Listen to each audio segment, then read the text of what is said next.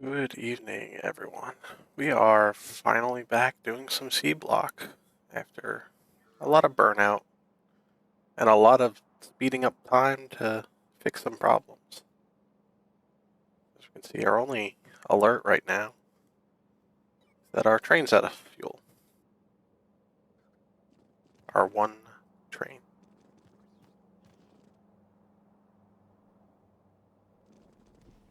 Let's go fuel that up. There's been a lot of tiny tweaks to this while I had the time to speed up. I think I sped it up over about 120 hours.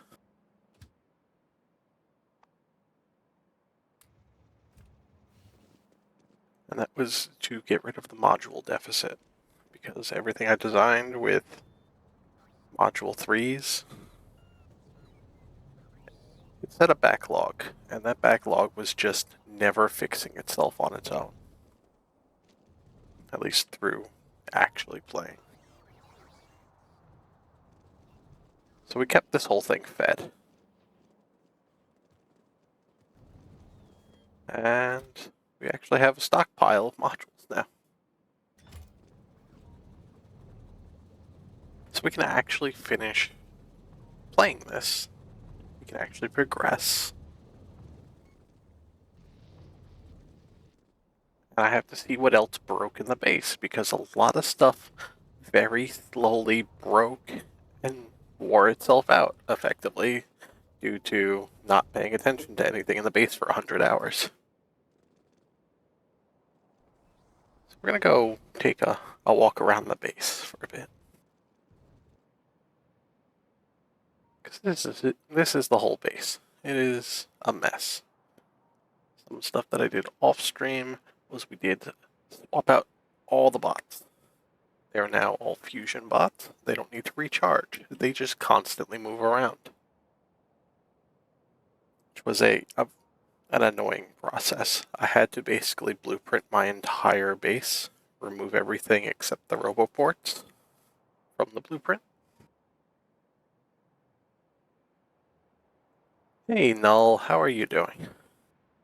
So Seablock is very much akin to a Skyblock Minecraft, but in Factorio. You start off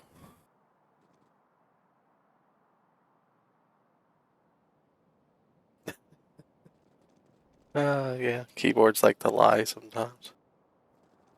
But it is very much like a Skyblock. You start off on a tiny little island, basically that size. A little bit of resources, and you have to get everything through different types of water. Which there are normal water pumps, there's mud pumps, and then there is thermal water. And using those, you can effectively create everything through constant processes. And this does take a few hundred hours, anyone that's played. This base is, as I said, 500 hours in. And it is just tons of enclosed loops. A lot of people use trains. I tend to not. I created belt spaghetti everywhere.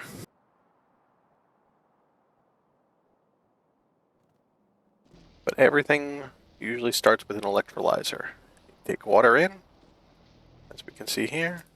It goes in here. We make some slag, some oxygen and hydrogen. The slag then gets converted through a bunch of stuff. There is no fighting, essentially. There's no biters. They don't run around. They don't attack anything. But you do have worms that slow your progression of expanding out.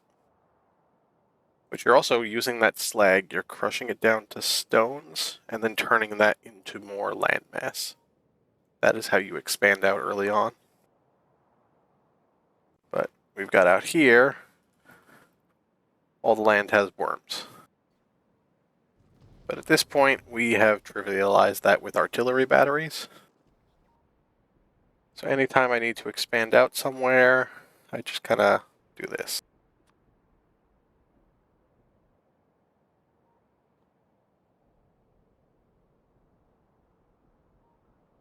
And something will eventually fire over there and destroy them.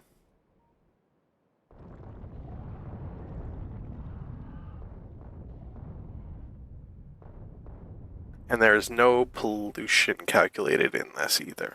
So they don't get stronger, but they do. The worms do get stronger the further out you go from the initial starting point. That's what all the red is. It's just worms.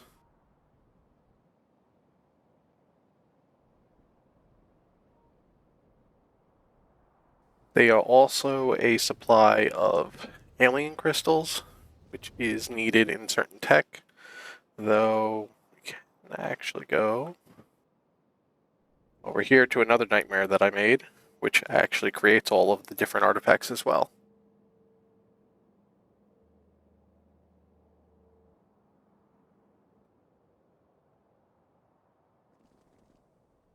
Yeah, it's more of a. This is more of just figuring out logistics than trying to tower defense survive yourself.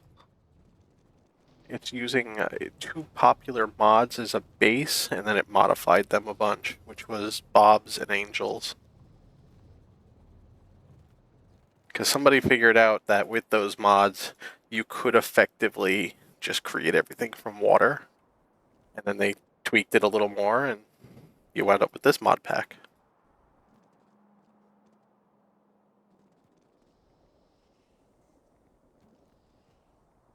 We are late game at this point. We do not have a lot of tech left. And this uses the SpaceX mod, Space Expanded mod, for the end game, where you actually have to complete building a ship, even though it's not actually shown. Unlike space exploration. Yeah, this is Space Extended, I believe. But you launch up different parts that you have to craft and create to make a dry dock and then build a ship. And then you have to research FTL travel. And that's what we're left on. We have this faster than light theory. We have to complete a bunch of them. They require an ever-increasing amount of science, and it's always 200k of each color that's added in.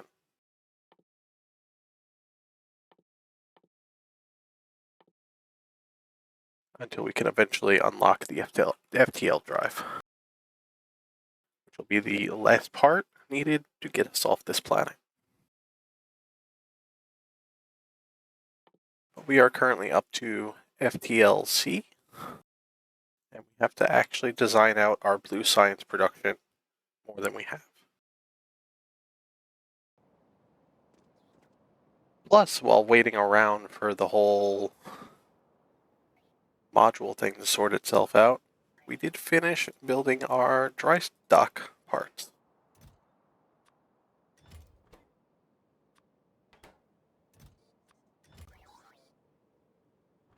We are going to launch that off and see what our next part of space progress is.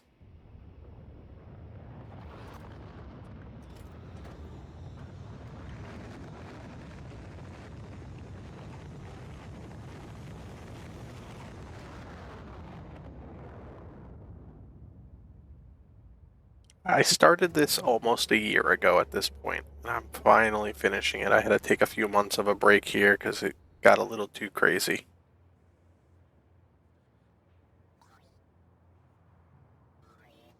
But there's people that play with the research cranked to 100 times normal. I don't know how they do it. Mainly it's trains, though.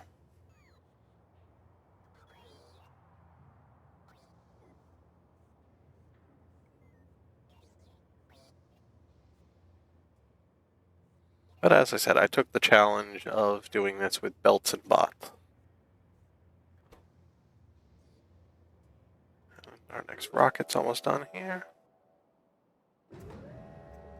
It is going to put a satellite in. We don't want to launch the satellite. I want to get this dry dock up there.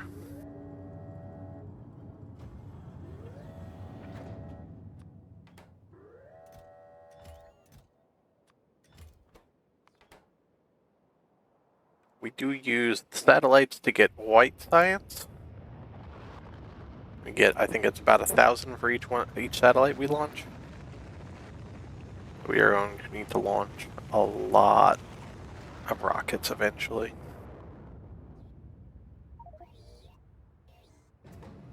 Okay, dry dock is complete. Now we just have to build the ship.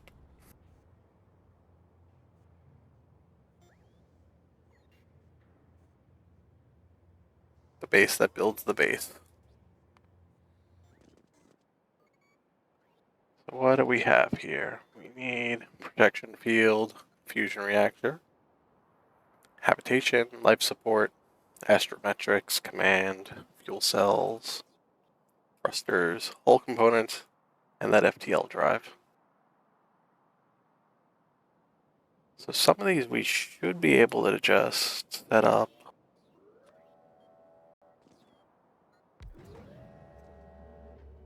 A quick little assembler here to start working on, at least building one of each.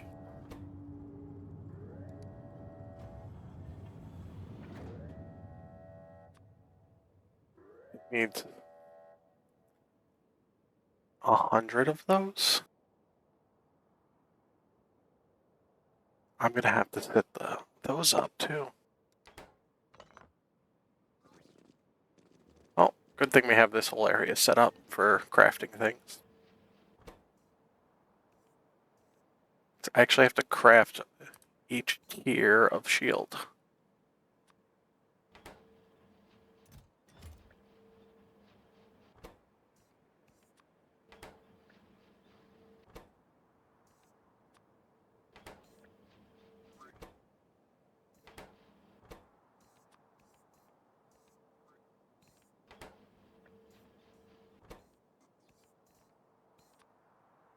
What I'm doing is we're setting the recipe, and then you can shift right click and then shift left click onto your requester chest, and it'll actually set up everything from the recipe into the requester chest. So the bots will go and find it on the base and bring it over. As we can see there.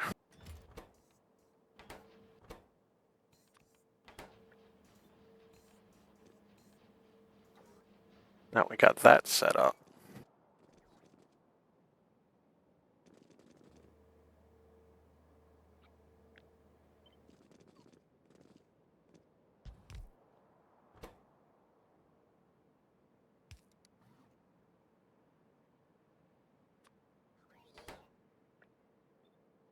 We can set that up, it'll auto pull and produce one of those eventually.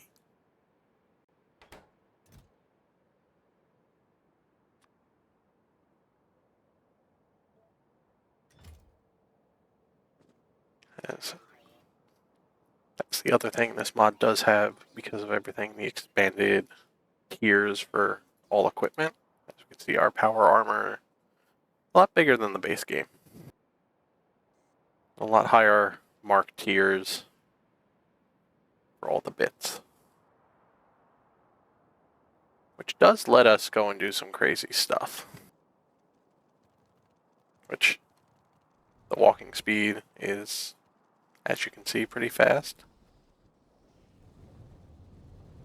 This is where we run through our power, which is mostly beams and some nuclear, some fusion. But some of the weird stuff that we can do now, because it's fun.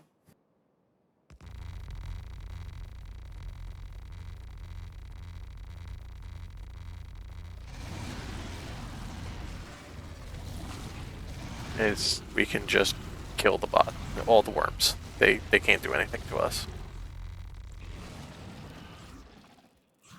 And if they were to try and hurt us, our shields are a little crazy.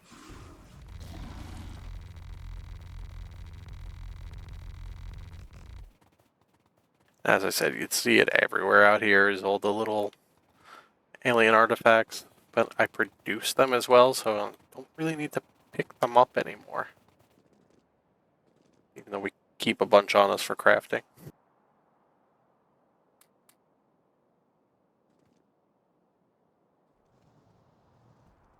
Basically have a little setup here that creates uranium, and sends that out to 2 different uranium tiers. Processes those, it makes fusion catalysts that then go over to our fusion reactors doing, what kind of, what's this again? Deuterium. And that is where we get a decent chunk of our power when it's working. Why aren't you working? Oh, because the waste is still full. Slowly fixing that.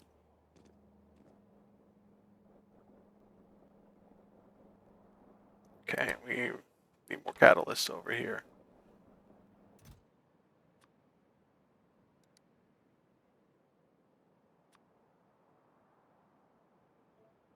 We don't want a lot extra to come in because this is supposed to eventually fill it up. Alright, I have a bunch there. We could just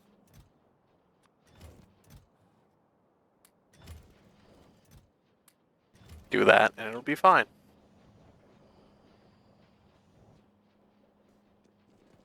Now we get more fuel going out.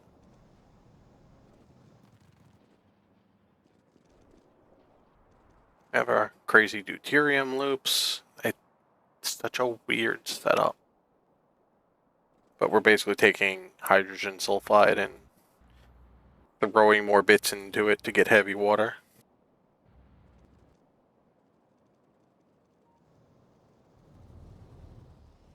Just the other fun thing with this mod pack is it does have a lot of chemical, like, reality. It's grounded kind of in reality with that stuff. Aside from the whole ore sorting madness. Which is a lot of what's happening over here. My original designs was making, there's like 6 base ore types. I was making them in these giant blocks and sending them up into sectioned areas for all the different types of metals. Because you'd mix 2 of the base ore types together in a sorting facility and get copper or iron.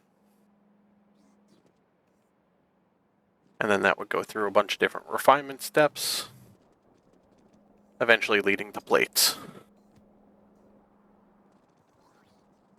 But this turned out to not be too great in design, and I kept running into expansion problems, especially when moving up to the different types of sorting tiers. I kept running out of room to expand everything. So I changed all my designs around and made them completely self-contained into each other. Like here, we're making glass. Make a ton of glass. We have a bunch of sorting facilities here. And then each type of base ore, however much I need it refined, gets completely done in this giant stack. And for the most part, these are self-contained. Everything loops. It just gets fed water. The water eventually turns into some algae, which becomes charcoal, which is then the fuel to help sort a bunch of stuff. And a lot of the slag then keeps going up and becomes the ore.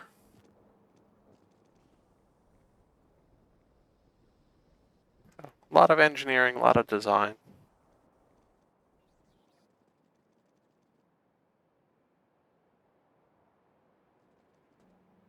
Then we have a lot of older designs that they work. We just copied them a few times.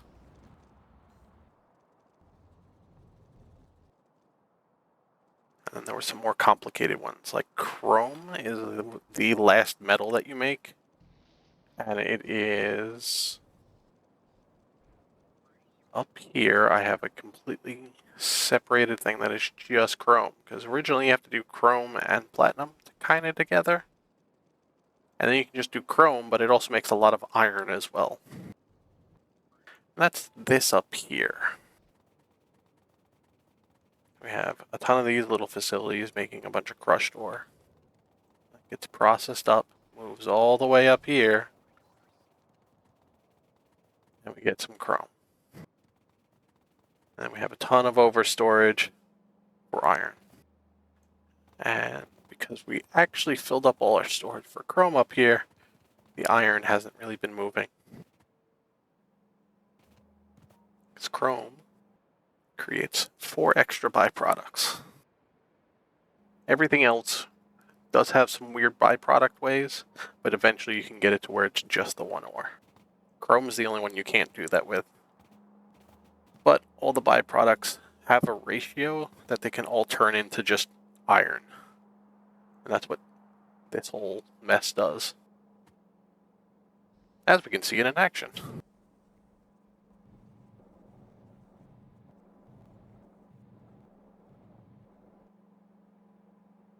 That'll all mix together. It sends it over as liquid metal over here, which then turns into these plate rolls.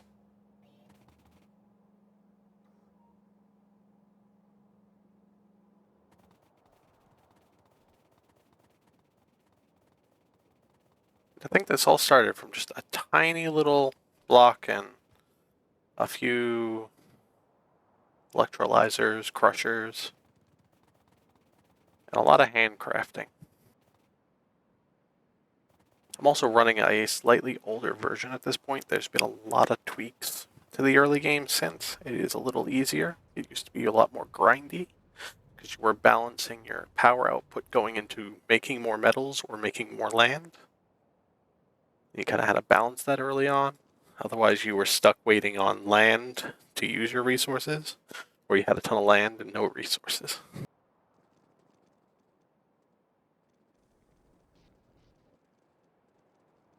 But we need to go and actually rework this right now. We need to have it have one more belt at least. We want to get it to 4 belts so that we can put the science into everything instead of just the 2. As I said, we need to get this FTL system, and that needs 7 different science types.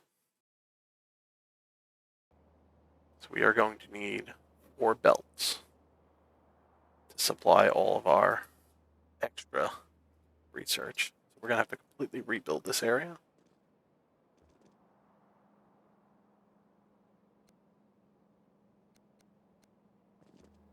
Which we can break it there.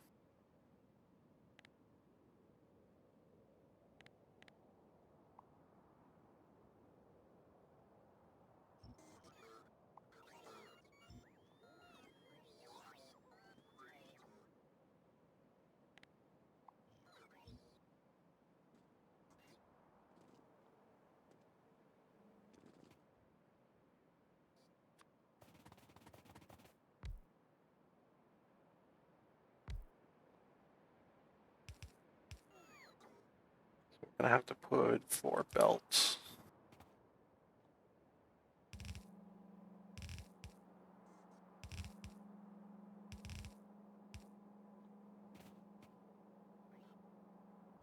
And we have, due to the mods on here, adjustable inserters. So instead of an inserter just being front to back, we can change it to be any of these locations to any of these locations, as well as an offset for where it places it on the belt. So we can actually have things place things on both sides of a belt using 2 inserters.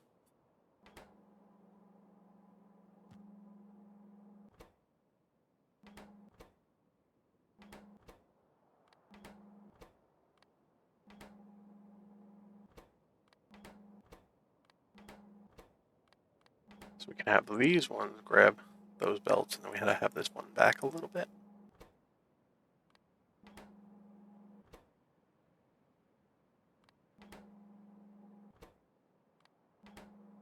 And now they reach all 4. And then we just kind of copy this design.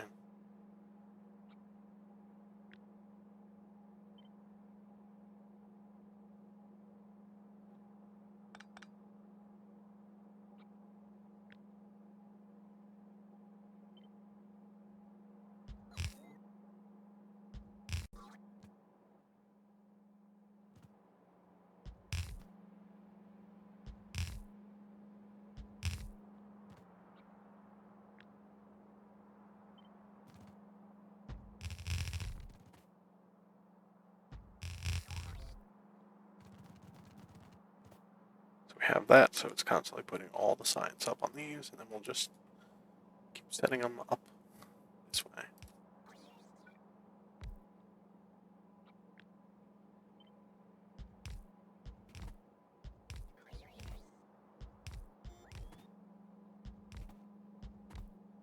And I always tend to put the power in last, so we always get this icon everywhere.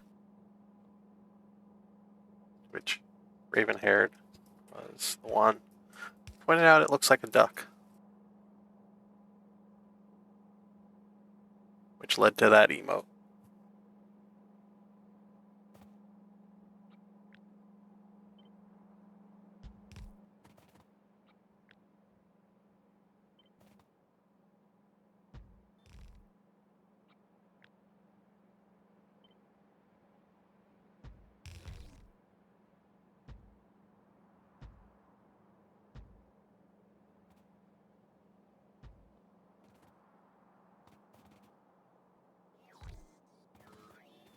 Okay.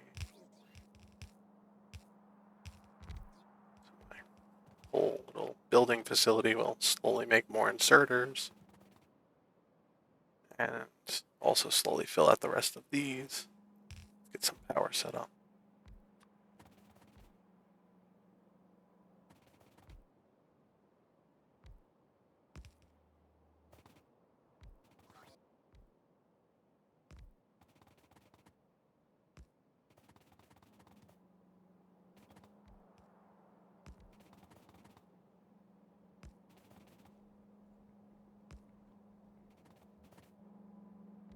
This is the end side over here.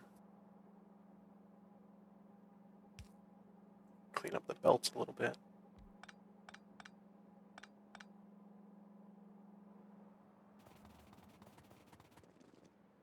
Now we can go back to this.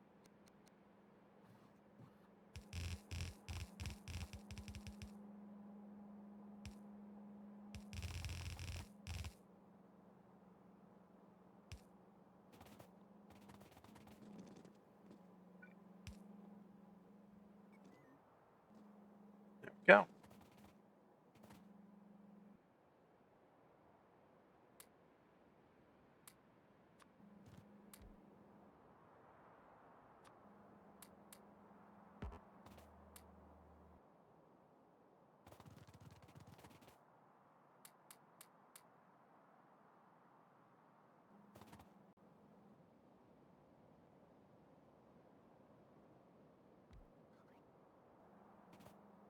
Now we can slowly insert the rest of them in.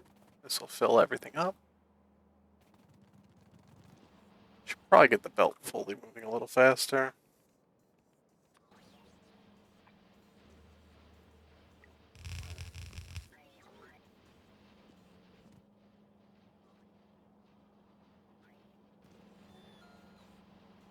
Yep, there we go. Now everything's moving 75 items a second down a belt. That'll keep everything moving up here.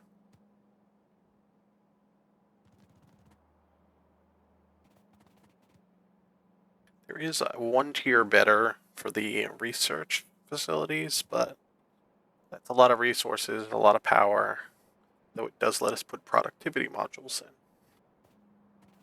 So we might have to do that at some point. What we do need to do is we need to go back into the lab here soon and start working on blue science, because what we currently have for blue science is my original setup, which is down here in Spaghettiville. And it doesn't make a lot. It was very confined in here at the time. I was able to remove some redundancy of stuff and then fill it with more research labs. But this is all we have to work with for blue science right now.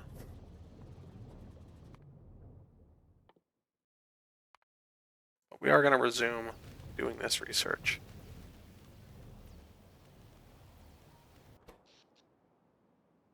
Our power is holding. Got a bit of a buffer. Slightly concerned about it, but it'll be fine.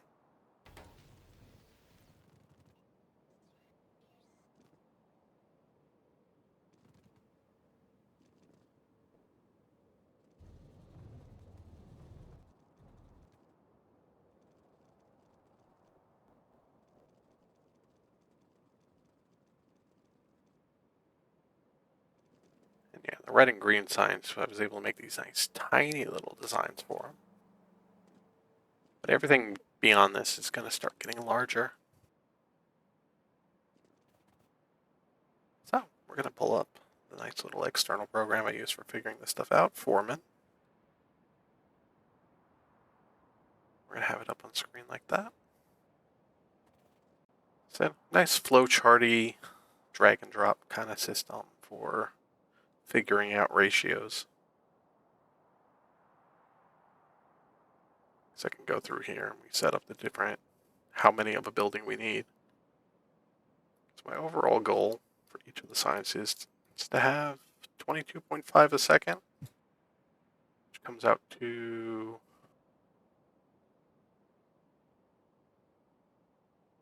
1350 a minute. Some people like to do their math in minutes. I like to do it in seconds.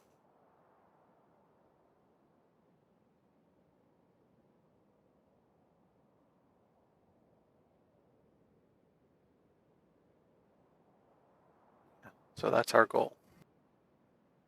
The problem is, it's that big compared to our red and greens, which were that big in design. This was also a file with a ton of other stuff and some of the later texts that I didn't figure out yet.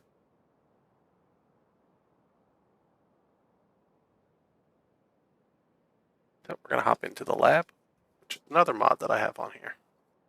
I put a few quality of life mods in. I should talk about those because I haven't really shown them in a while.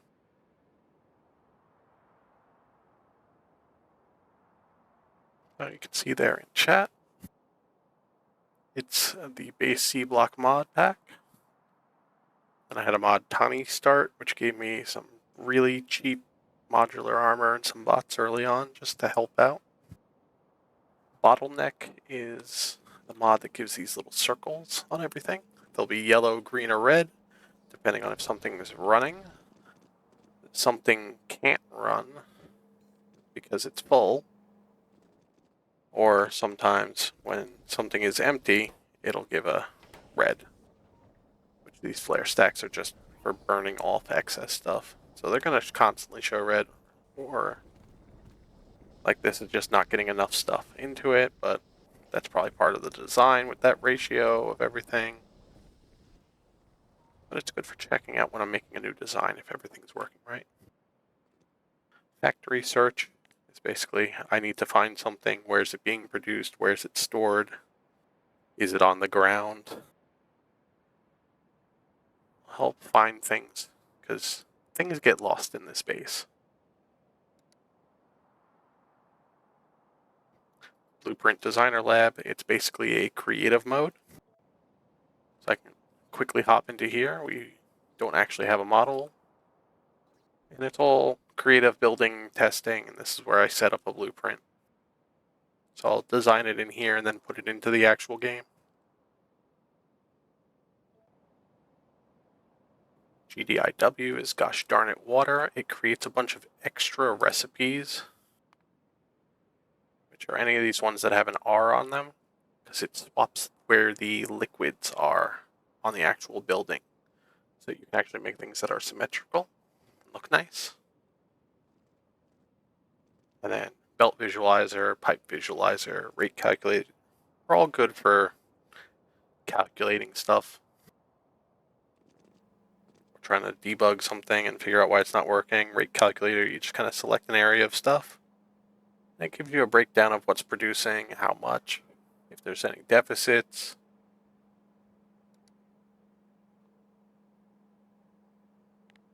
Pipe visualizer gives a nice color-coded overlay pointing out where all your pipes are going.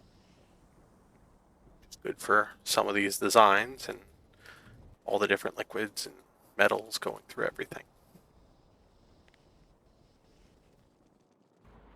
Belt visualizer is good for searching and finding a belt and where it's going, where did it come from.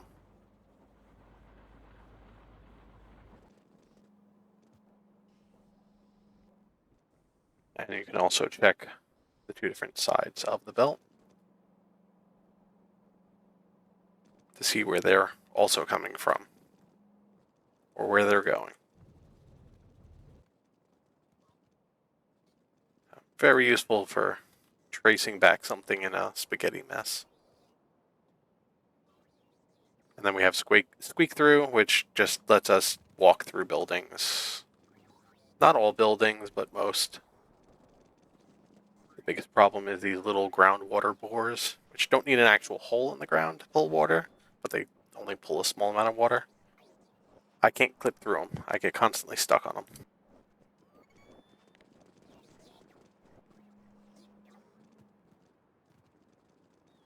But that's fine. It's all a trade-off.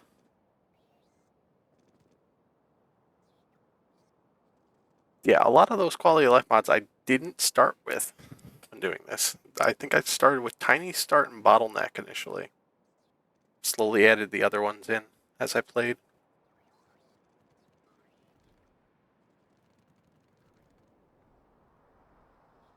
Yeah, the base is just, there's stuff. There's also a Spidertron. It hangs out here.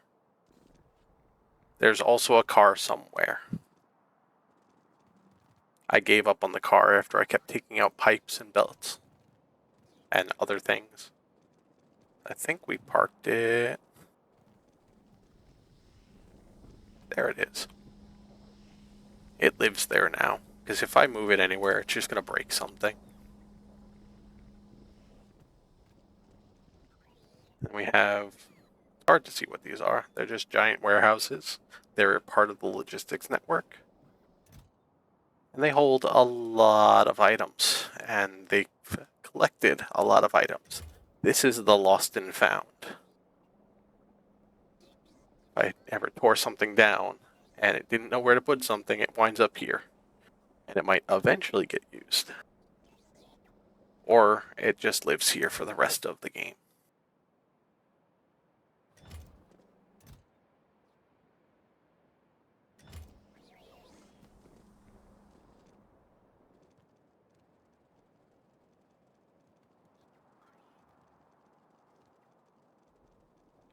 The logistics network on this map is a little crazy. A lot of sand stored, which is our landfill. Then a lot of everything else, which there's a lot of item types.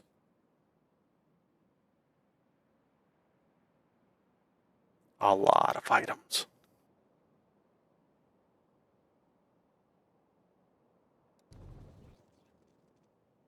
And actually, that's a good idea. That's probably going to show me what's broken if I scroll that bottom.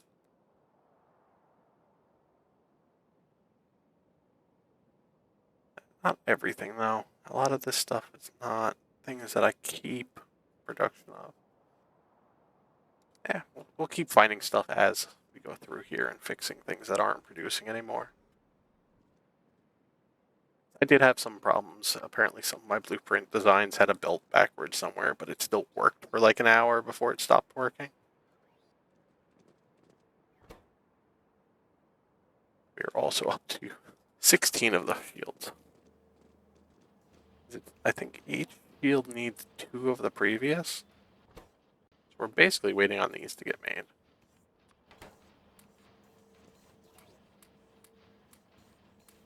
So we can just shove a bunch of speed modules in those. It'll be fine.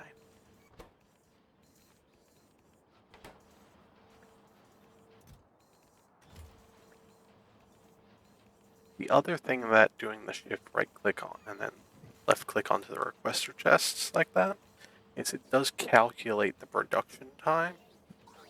Now that I put the speed modules in, I reset these and it'll actually store more items in.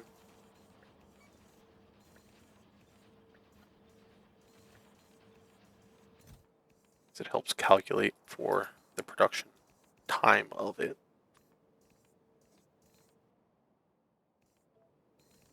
We don't need that many extra shields sitting there, as well as in the passive providers.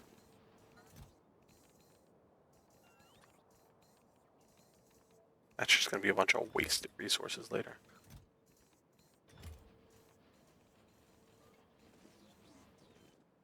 But that'll keep the bots busy. How are they doing anyway? We still have another 2,000 logistic bots not doing anything. So we don't have to add any more. So we do have a bunch in stockpile and building here slowly. Yeah, we have an extra 2,500 if we need. Wait, that's construction. Yeah, we've also got a full logistics pile here. Because, yeah, we made a bot mall. And it is a mess. It gets everything built, though.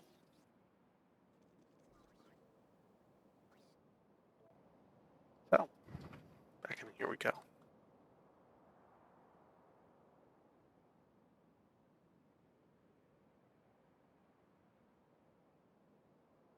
If you're wondering why there's bots in here, it's because I'm simulating the whole network, bot network and everything. We have a bunch of unlimited resources getting produced because this is creative. We also get these creative energy cells. So I use that to kind of simulate anything that I need to bring in to a design. Let's see, we need 13 of these.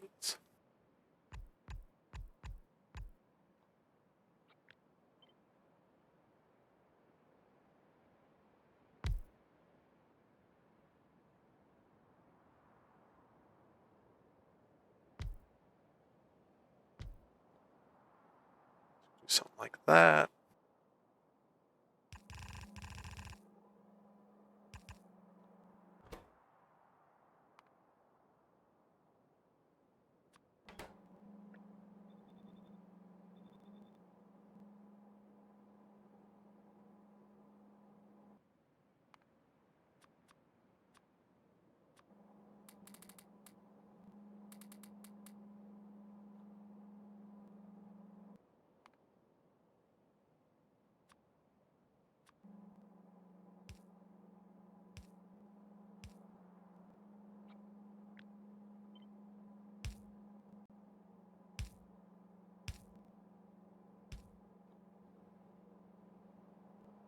So yeah, as I said, this is creative mode, very useful for this kind of stuff. You can just place this all out, then blueprint it, and then you bring the blueprints back over. So we don't get our inventory. We're not able to spawn the items into the world. So there's no cheating.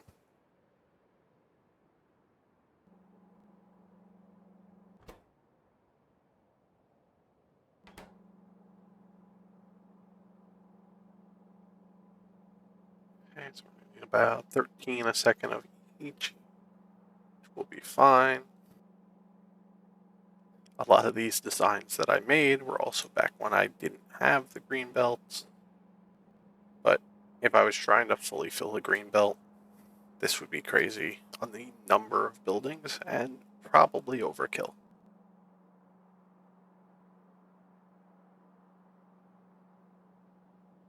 Okay, so we need to also get 4 beacons on each of these.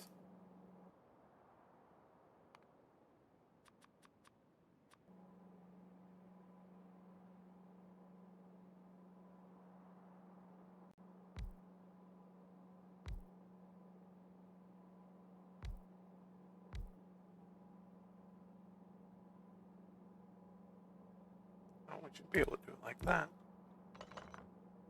There's our 4 beacons on each.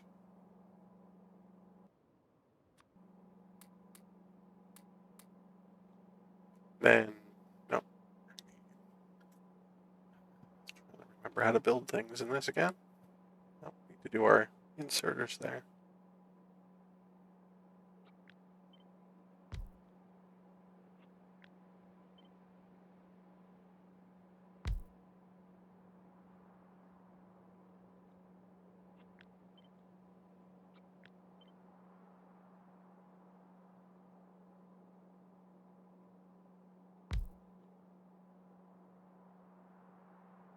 So yeah, 13 a second of each item, which means we could use 1 belt, split the items on each side.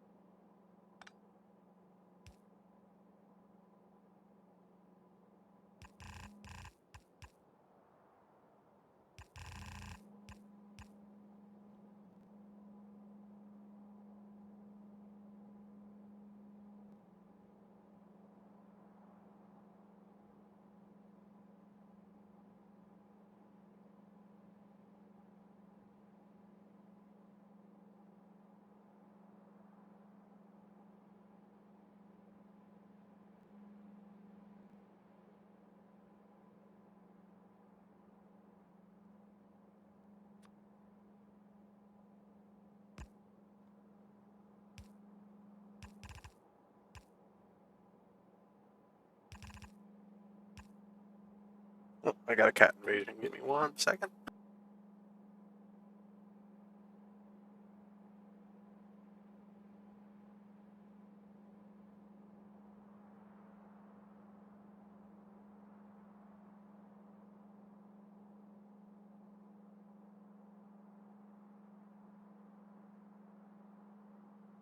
Raven is heading off to bed.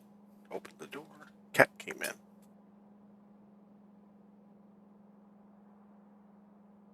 I have ejected the cat. So the cat will go and make a mess of everything. So we'll use the 2 sides there to kind of split our items in. We're setting some blocks of 4 machines because we needed to split out the amounts of the inputs. They were coming in too high. 157 copper is going to need 3 belts of copper split between. So we're going to need to basically make... Oh, this is just a mess, isn't this? That's why I didn't want to scale this any higher. Because at that point, we just make the lower tiered version that looks like this, and then just place down multiple copies.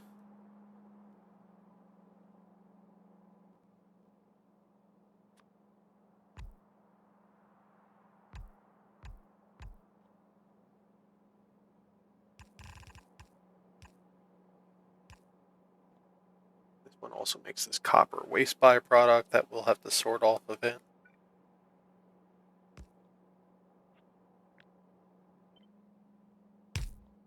I'm going to build it off here, and then we'll fit it in after.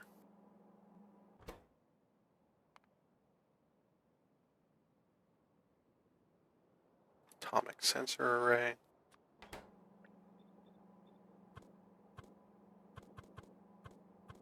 Alright, and it also needs nitrogen.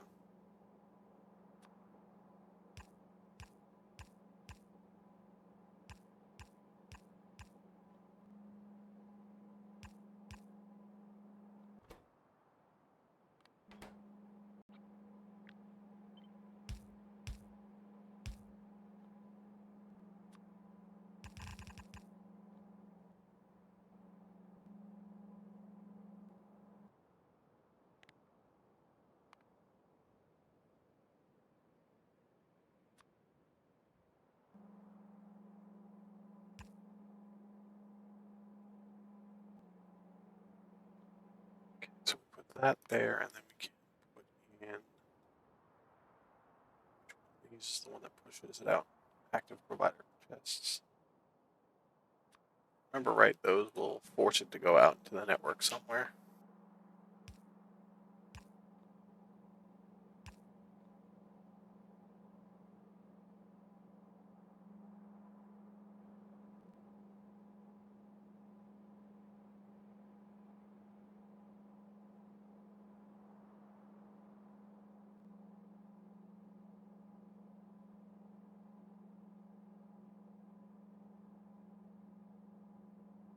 More cat invasion.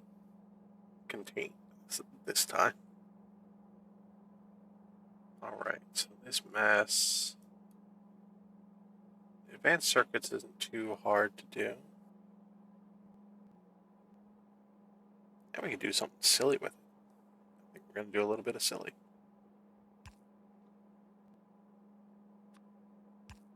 Just to keep it out of the way of everything that we need to do down here.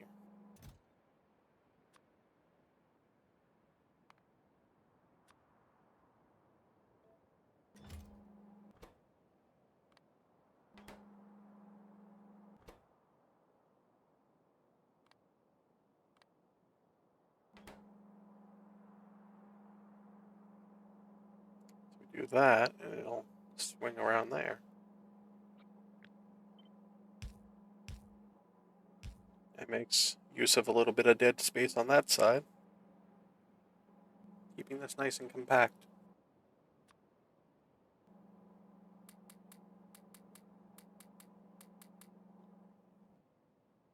What I also need in this area is this little setup. Oh, we can make this better now that we have this tech.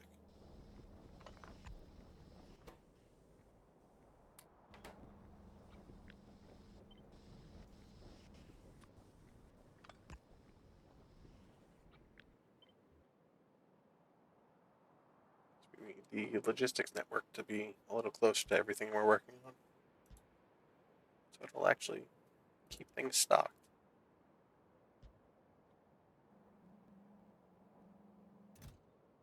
Because I know we have these getting simulated. I think I just need to put more bots into the network here.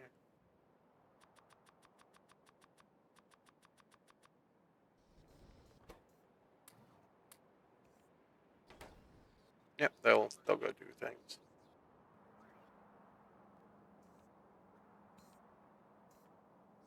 Hope everybody's day has gone well. My job has had a lot of weird stuff going on. That's what happens with IT work.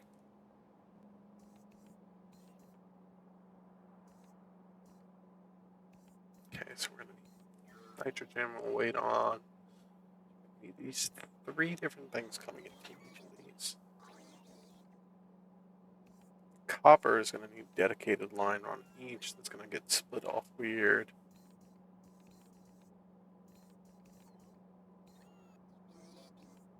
The aluminium and the silver will be simple. Can't put it on one belt. It's going to be 2 belts.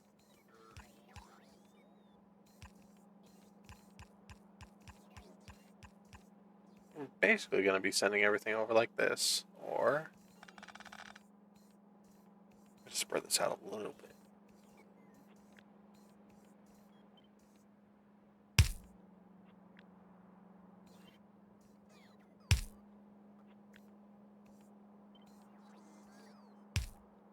Is that enough room, or do I need? I might need 2 between each.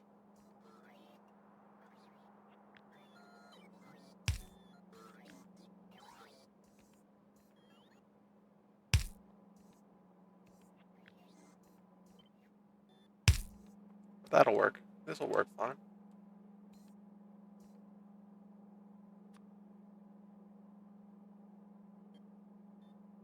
Should work fine. Yeah, this will work.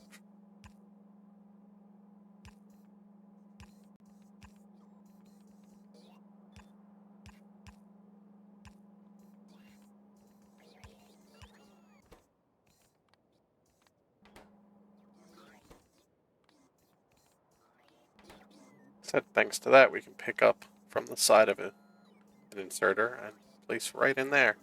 Goes nice and fast.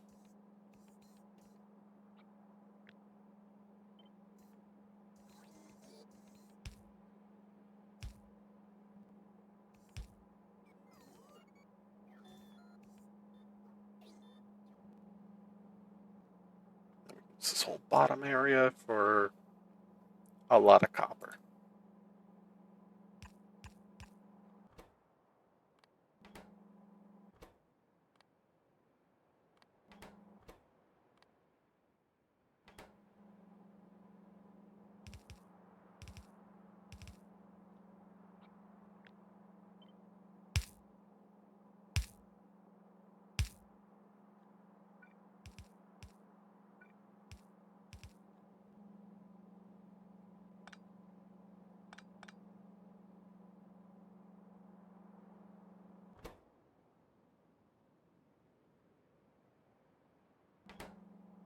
We also get ads. Not that much gets missed during this with ads.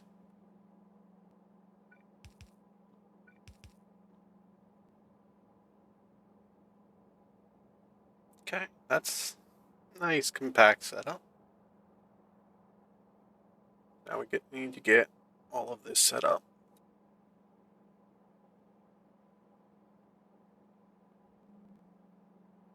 It's gonna be a little messy.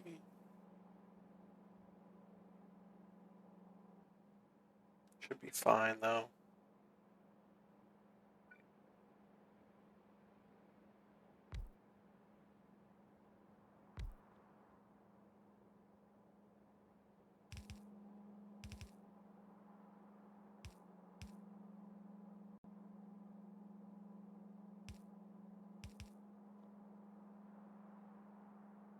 Yeah, that'll work because we just need one of each.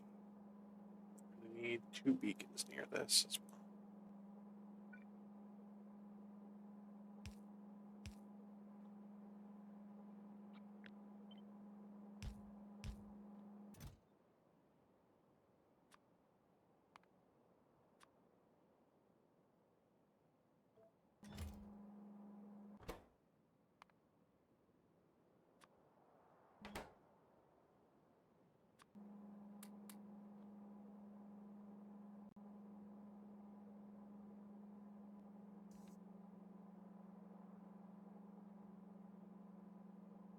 And yeah, a lot of Seablock is all about the efficiency of what you're doing in all these processes. So I could just take the ores and effectively just smelt them and create a plate. But that plate, the efficiency to amount of ore is not great. But if you just shove it through like 10 different processes, you'll actually get some decent output and gains. Which is why we're taking these copper sheet coils that we made elsewhere, and then we unpack them over here. Because, well, I didn't mean to put the copper here. I meant one of the other ones. But a good example is the bots only have to move about 23 coils a second to create 157 plates a second over here. So it's efficiency of moving stuff around the map.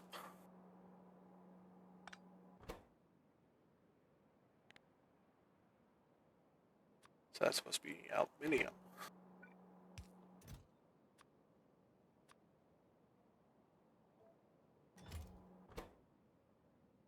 This is silver.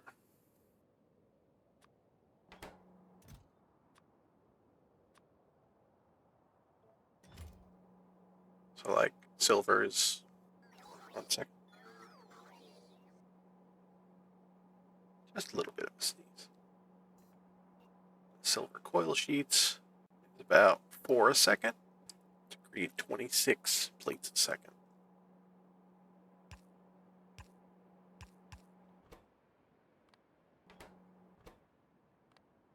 I'm using the offsets here so that one of these places on the far part and the other place is on the near. That way we fill up the entire belt.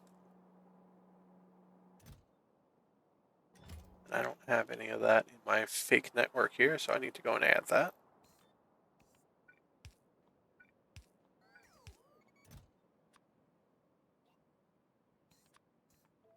The way that we add it is we have these infinity chests. We say, hey, it always has this much of this in. And then it goes up here to a passive provider chest. So it's in the logistics network now. Not that I need a lot in the testing area. Unclean. Thank you for the follow. How are you doing tonight?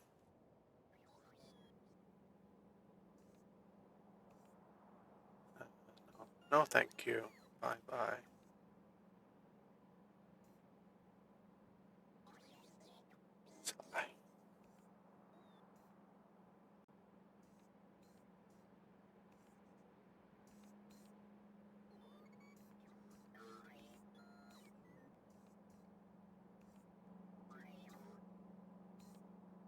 Anyway, we need 2 beacons over here. And we can actually use the smaller types to save on power.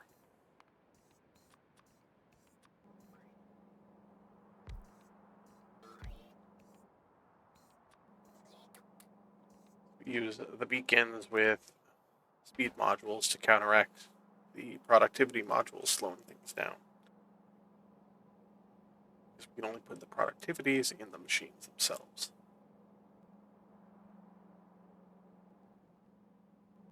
Which is what we're doing up here. And that's why there's a ton of beacons up here.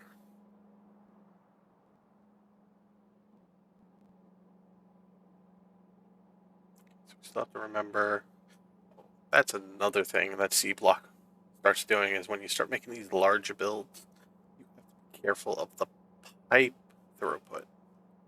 And there's a lot of math on that. It's pipe length, underground, pieces that are underground don't count towards it, but how many pumps you have, how many pipes are between the pumps, it's a mess. And some of my designs had a lot of flaws from that.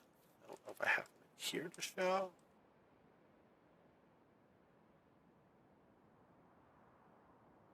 I mean, I could just place one down real quick.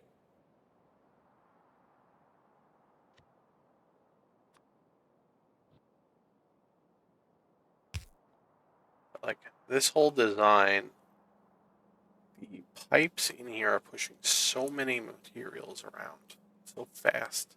It caused so many problems. I actually had to put these little small storage tanks in to act as buffers for how much was popping in and out, because these were actually filling up and breaking things, which was causing the output, this sulfuric wastewater, to back up weird. It was overflowing and I was losing some of it, which was actually breaking the entire loop.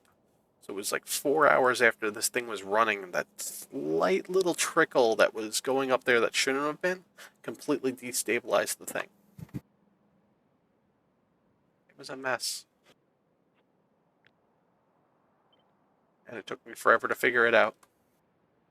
I think I spent like 8 hours off stream just sitting there watching these things go and seeing how it was breaking when I finally realized that was the problem.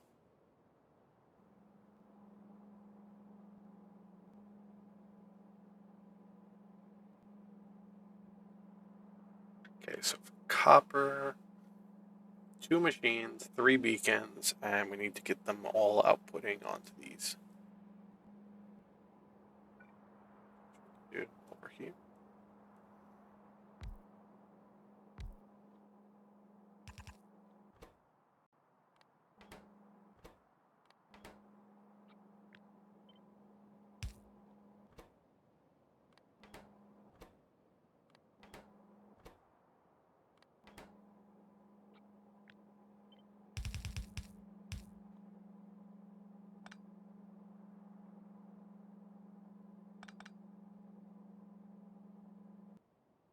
So that creates that nightmare.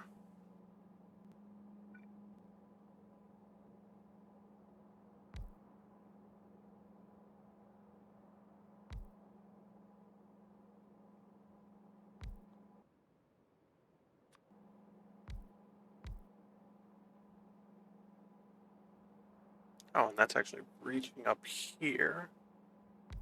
So technically, if I just did that, we can get rid of those and save on some of the design.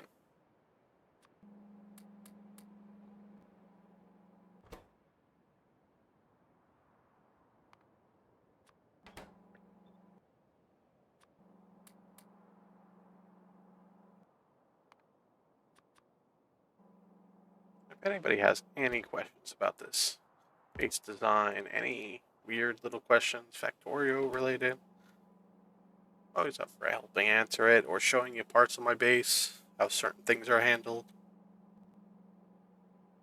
I can also show you my nightmare spaghetti area, which is part of the original base design when I had a main bus. And then I ran out of room because I couldn't expand it west further anymore. So the bus kind of crashed into the wall and became a just spaghetti nightmare of inserters and belts.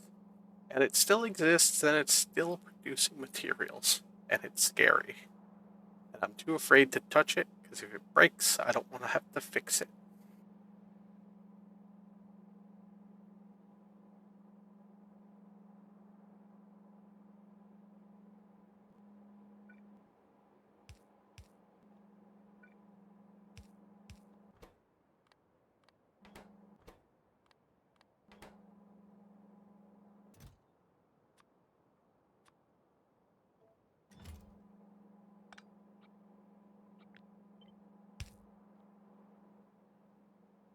Okay, so that should be this whole setup. And we need to get the nitrogen from compressed air, which is the one non-water thing that you generate. because you can pull from the air and then you can separate that into oxygen and nitrogen. Just like the real world.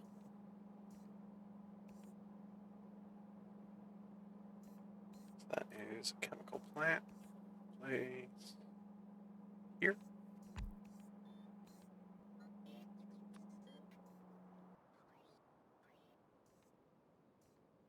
And that is air separation.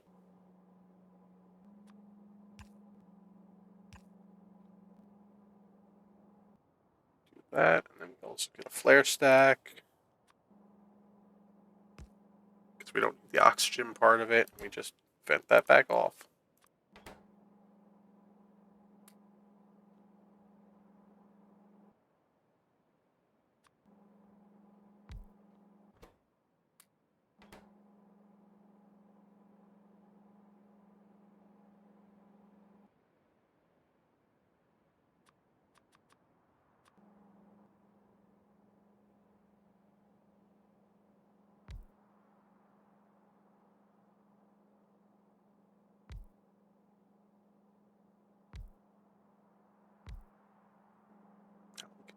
Fix this design a little bit.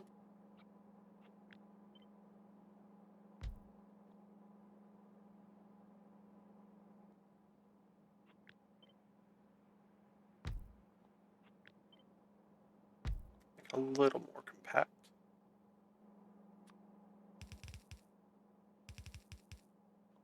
But we do want to split things because once again I said that throughput issue. For the amount that would be coming out here, it should be fine, but eventually it starts running into a problem. I think it's about 1200. Let me look that up again. I still have that tab open.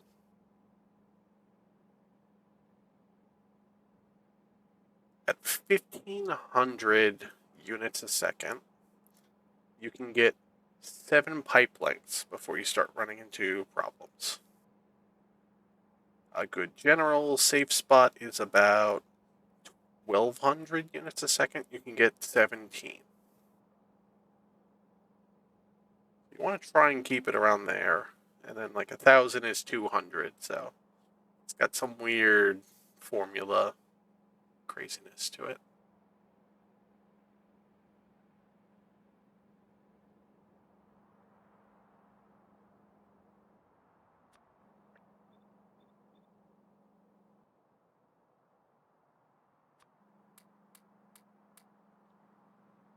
Alright, so that is one part of this whole mess.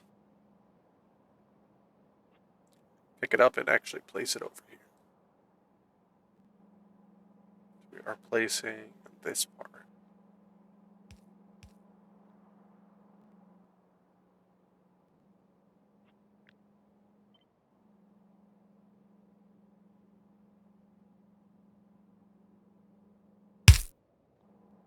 Place that, fix that, so it loops in here and doesn't connect there.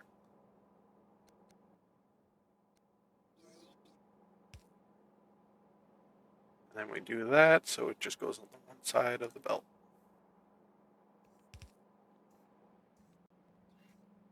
Let's get some power on all of this and let it actually do its thing.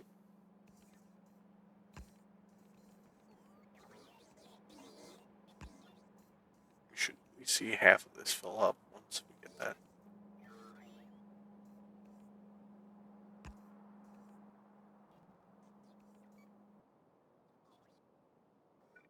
To actually get power in, we put one of these here, and it just generates free electricity.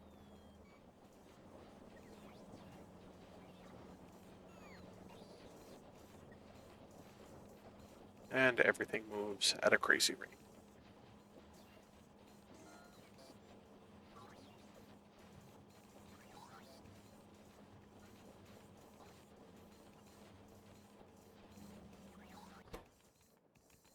This is not moving fast enough, so we actually need to upgrade these inserters. They're not the fastest. They are just, well, they're the fastest, but they don't hold them much. The stack inserters are the ones that hold.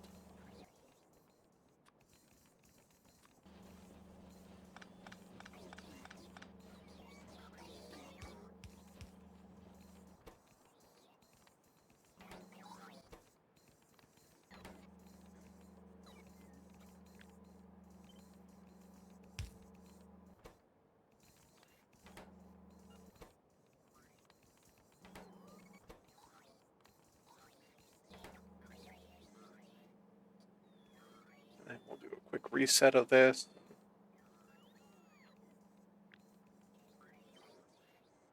By picking it up and putting it down. Clears out all the items on the belts and in the inventories. Also needs all the modules to get replaced, but we have that set up. There's contingencies for that. That gets that all moving out a little better. Double check here with our rate calculator. You can see that we are making about 15 a second, which our design goal was 13 a second, so we're good.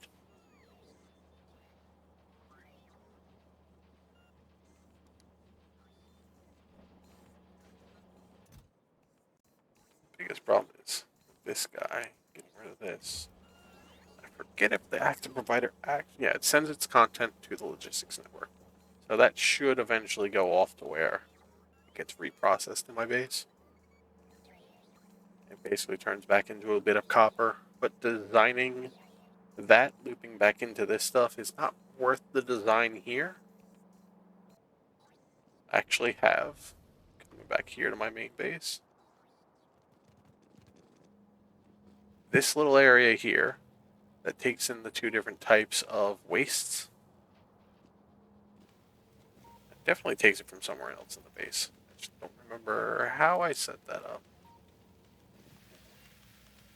But it'll actually reprocess all this stuff. And then it just sends it back out to the network as plates. There's been a lot of redundancy in other building, and the whole thing is a mess. The terrible designs like this, trying to move copper cables down a belt is not efficient at all. But I think I needed a little bit here, so we fit it in like that. Just stole from this line. This was the nice bus. It started as a nice bus, and then it started splitting weird because I ran out of room to go west. And everything started going north, so all the lines started going north. And then it just, yeah, it devolved into a mess right here. There's inserters, it goes everywhere. I just don't touch it anymore. I look at it, but I don't touch it. This is also where all the initial belt types get created. As well as a lot of the parts for all my logistic spots. That started expanding itself up this way. As I said, science.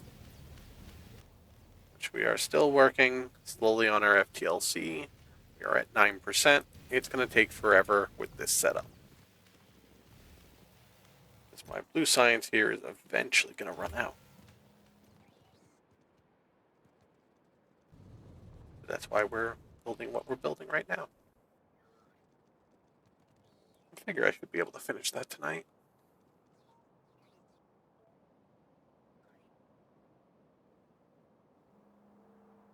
And then Friday night, I'll probably be back on this and working on the next tier of science. Alright, other part of this. Femto laser array. This requires two different liquids, and it's going to turn into a nightmare of just stuff.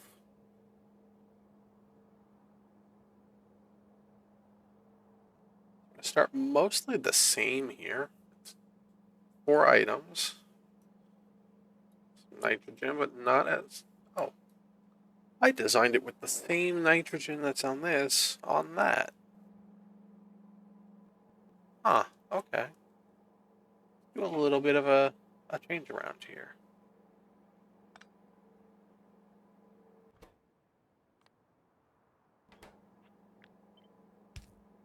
If I do that,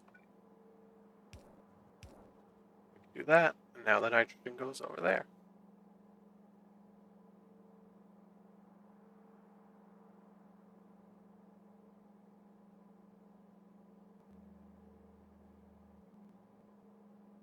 can do mostly the same setup initially here.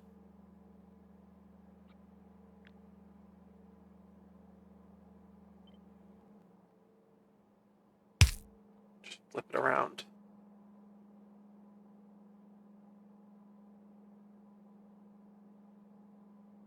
You don't have to worry about the waste at this here.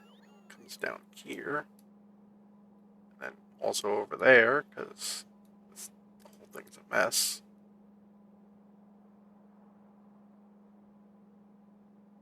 So there's 3 different created parts. And a whole bunch of other parts, like the glass. It wasn't worth it for me to just make it here, it looks like.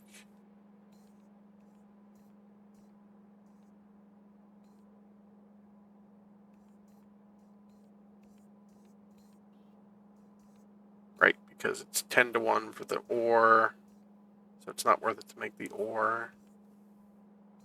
And then everything else you had to turn into a liquid first.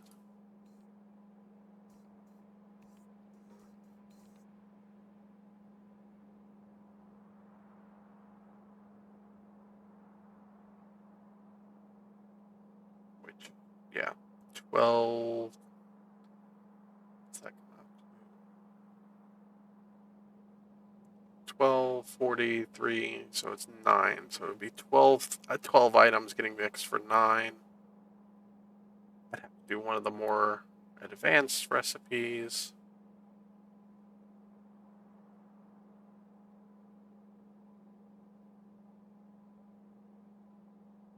So there's the one. Right, push. There's one that's lead, and then there's another one that's something else. And you're basically mixing the lead in, and then once you create the glass, the lead comes back out. You have to process that around.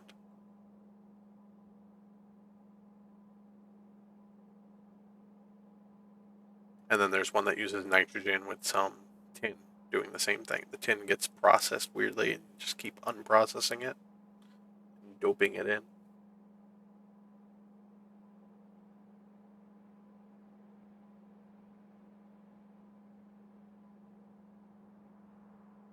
But it's still not that much more efficient. I'd rather just move the glass. It just means I need more bots. And I'm not short of bots in any way. It's just eventually I'll start slowing the game down with too many bots.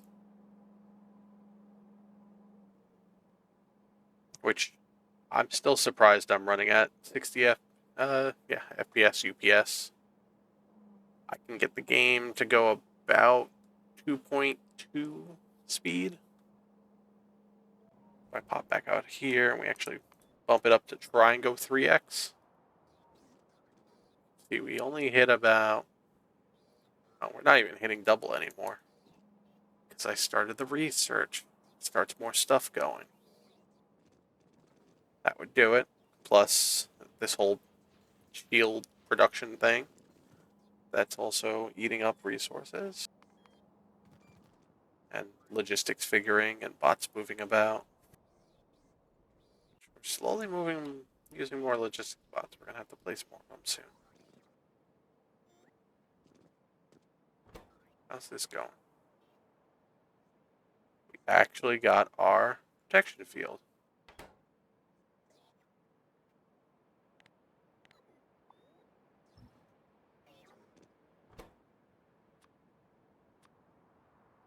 That's nice.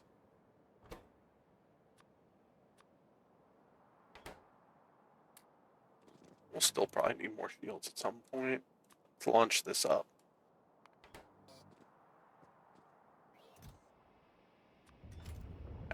As I said, I have this set up to auto-insert a satellite because I was going to let it just sit and run at some point. That's another piece of our ship done. Yep, protection field, 1 of 1. Fusion reactor, what's needed for you? Let's get that started.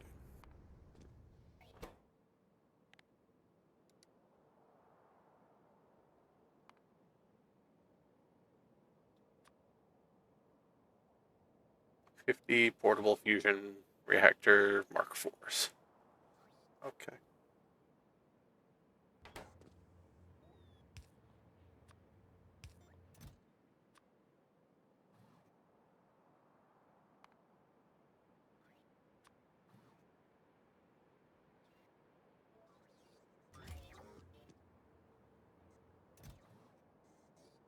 We are not making those anywhere. Oh, that's what that alert is. That's ready to launch again.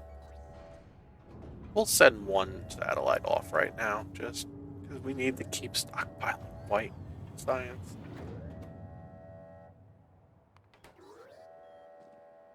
The problem is everything that's needed to make these rockets. I only have so much, which is why I have all these weird buffer chests around here. They're full of parts.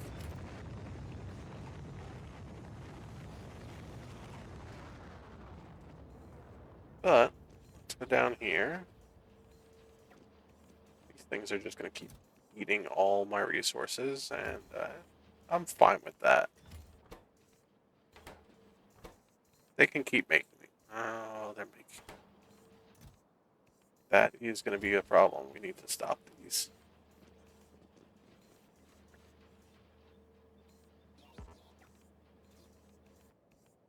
And now I just made a mess of my inventory.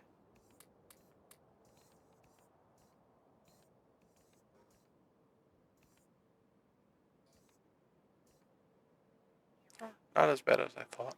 I have everything. The personal logistics here is a little crazy.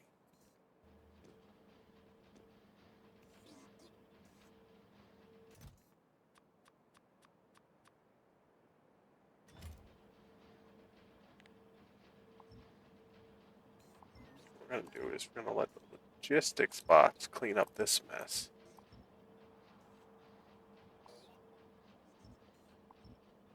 We're just going to reset these.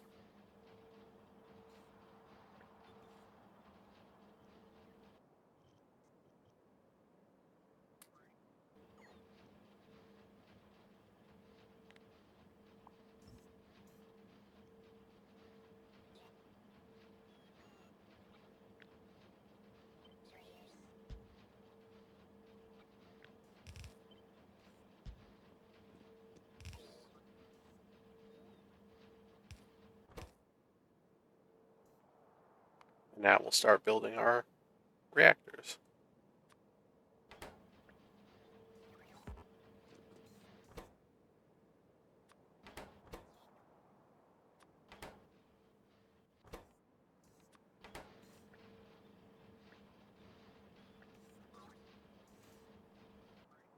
Which we do have these two guys here. Which aren't even this version, so we'll probably pick up two of those and upgrade.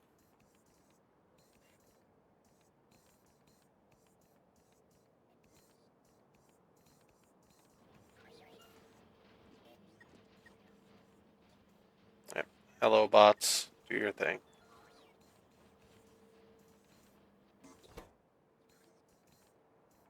Oh, yeah, look at that. That's going to eat up a lot of modules. That's fine.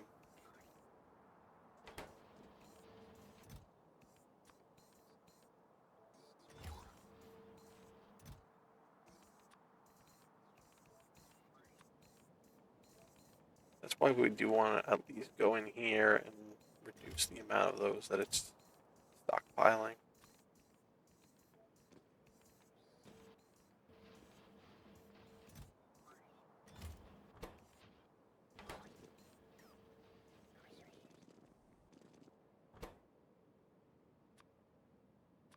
As I said, I'm stealing two of those.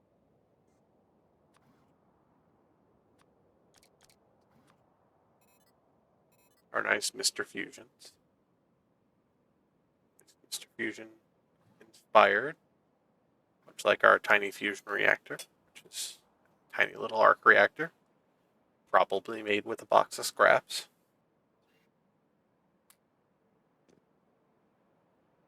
That was part of the Tiny Start mod.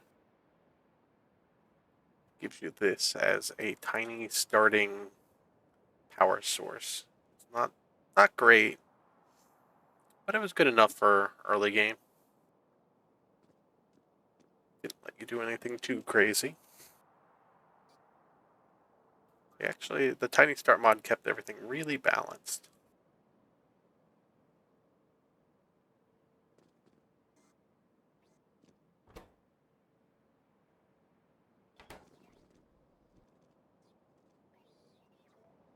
So back to this mess. We're going to get constantly distracted with things. things we need to change with this design.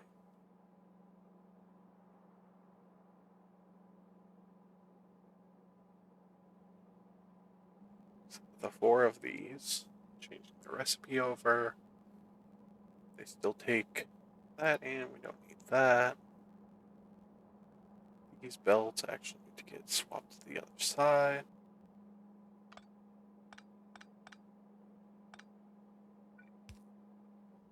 And we didn't need that anymore.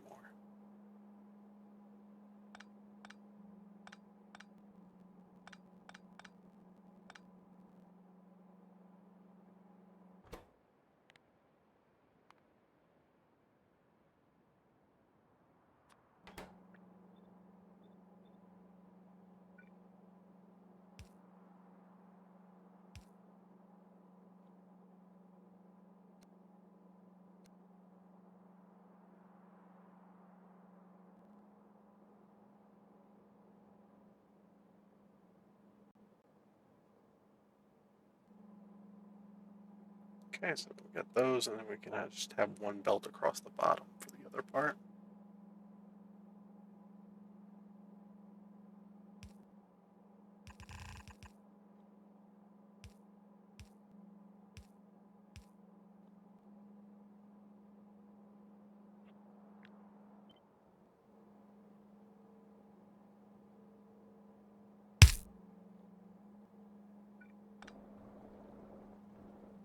Okay, got that part fit in now, and now we just fit in these bits.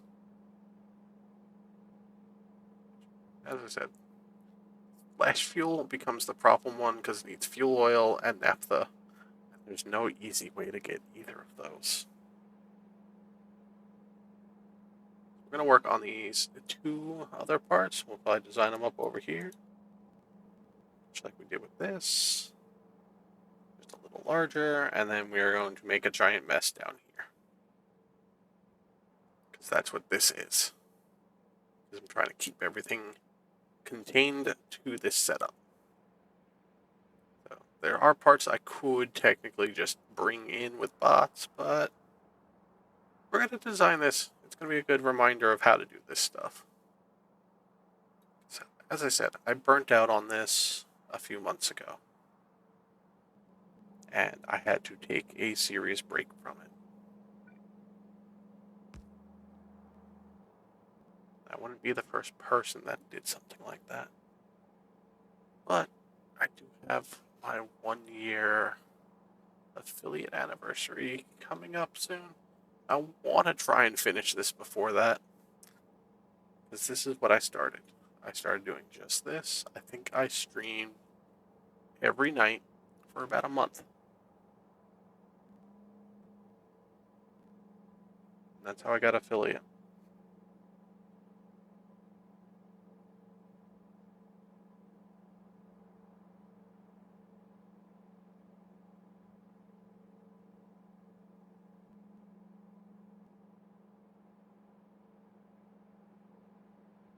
It's a very long struggle.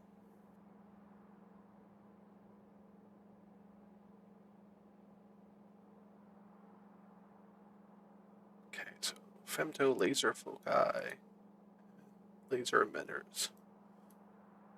So I had these set up before because of that glass and the copper creeping in. Yeah, sir. How am I gonna do this?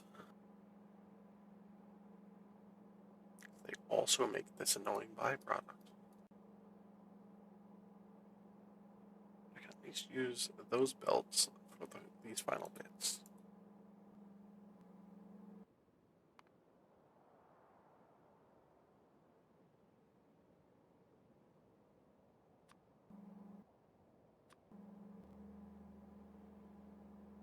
So that's where we can put this. Is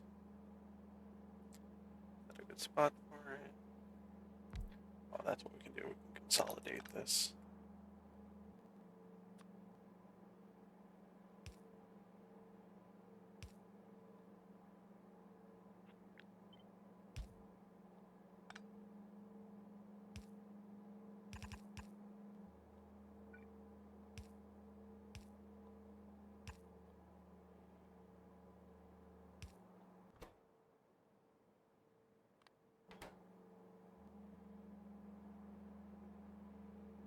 because we can use this silo for all the waste product. And the bots will take care of it. They'll clean it all up.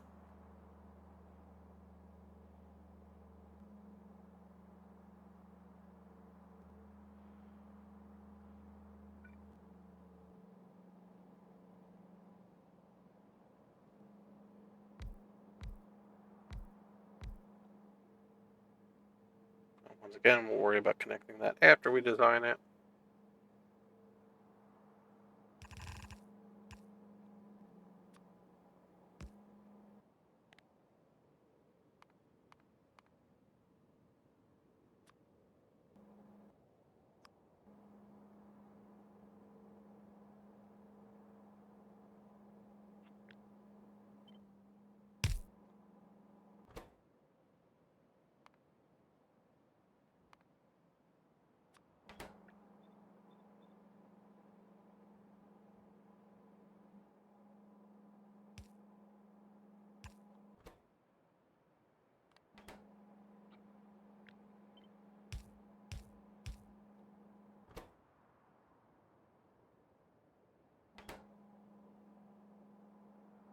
Okay, so glass.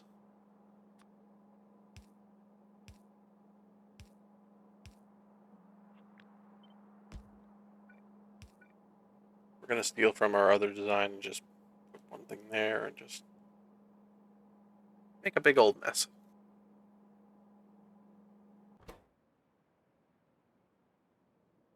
Needs 8 per. Yeah, this is doable.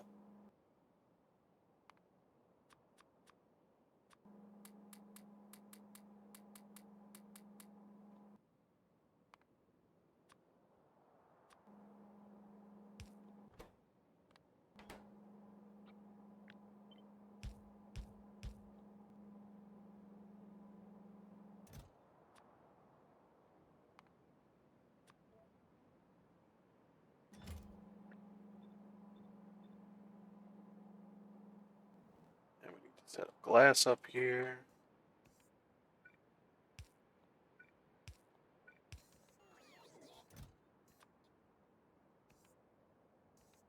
Alright, because it lets us pull in items. There's certain weird little items that aren't normally available. Gotta make sure I pick the right one. Usually the one that lists more mods. Double gold plates.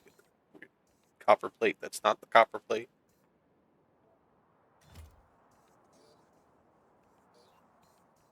And that thing's not keeping up with what we need.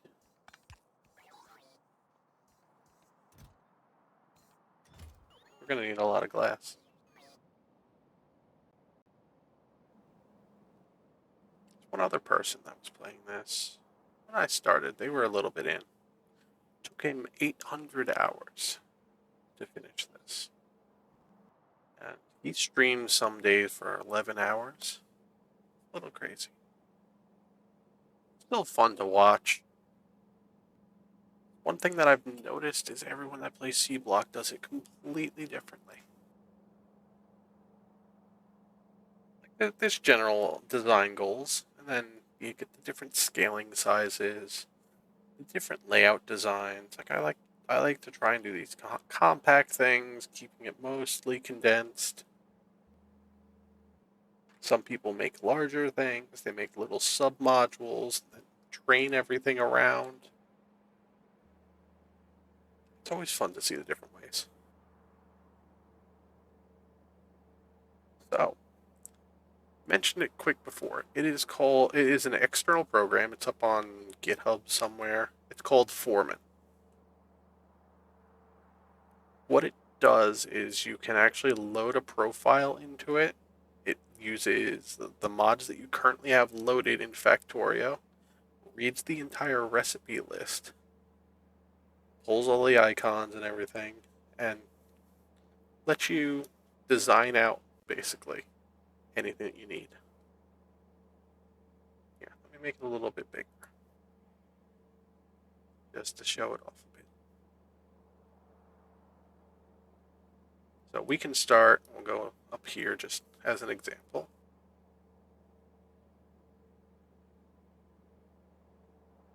want to do aluminum plates,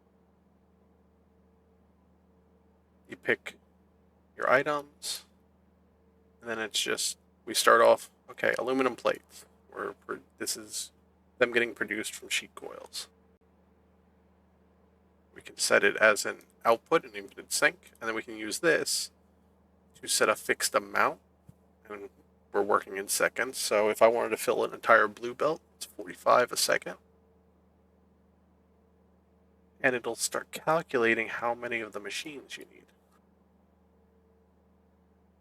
which you can also change. It's similar interface to HellMod, which is internal to the game. But you can change the modules out, type of building. You can add in beacons to calculations. And it's a nice drag and drop kind of interface. I do apologize for that. Tilde is one of my push to talk buttons. I do not have the best of microphones right now to leave it open mic.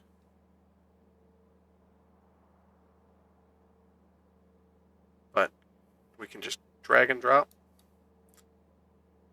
You can shift where things are. You can split stuff up and it helps calculate everything. Really nice program.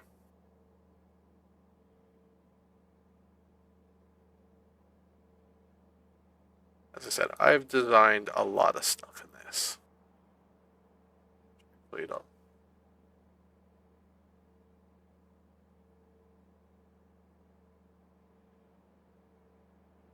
See, a lot of different files here.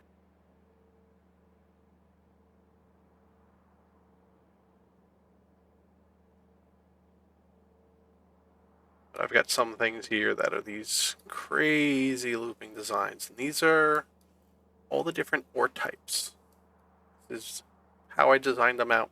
And you get those nice straight line buildings that I created from this.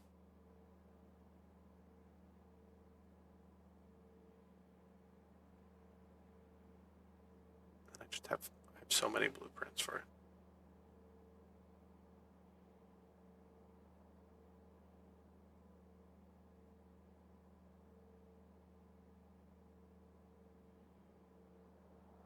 It also works for vanilla. It works for any kind of mod, just about. I think somebody took over development of this. There's a fork somewhere that's a little bit better than this one, but I haven't updated this one in months, and it works fine. I have no reason to change it.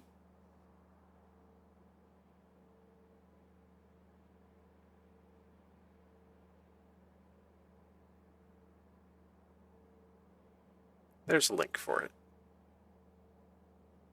At least this version, which, yeah, was last updated on March of last year. There's definitely a fork of it somewhere that is more up to date. Probably fixes a bug or two.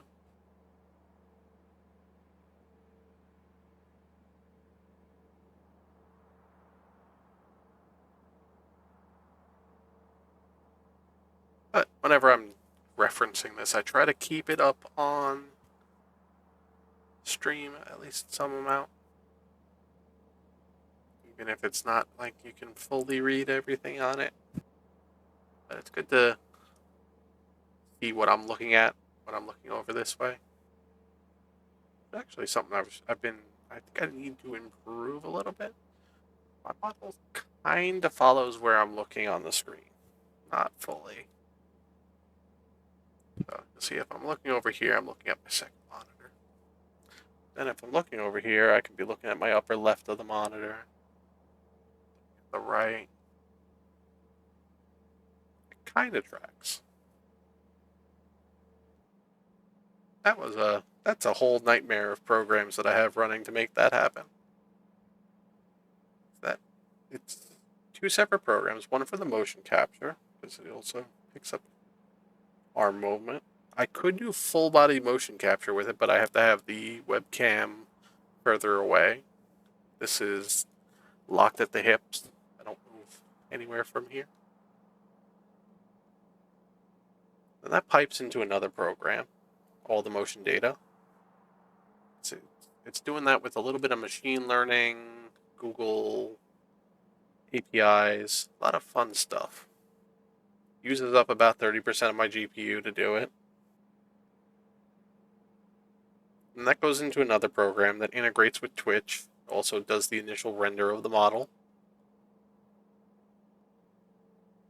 which is where we get some of the nice interactions. Like throwing things, like Navi.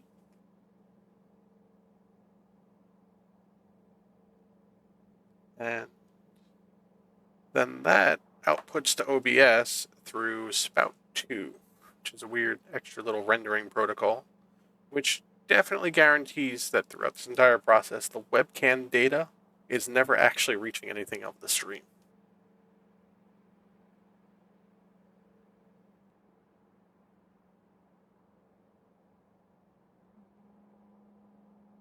There is no accidental doxing showing myself or anything like that. Unless I want it to be shown. Then again, I think I need a second webcam or a program to split the webcam data, because the webcam is basically being hogged by that initial motion capture program. Because Windows doesn't like to let a webcam go to two different sources by default. Might have fixed that in Windows 11, I'm not sure. I don't like Windows 11.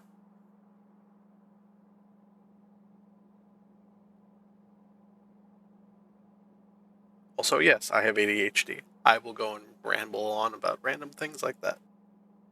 Let's get back to building this. So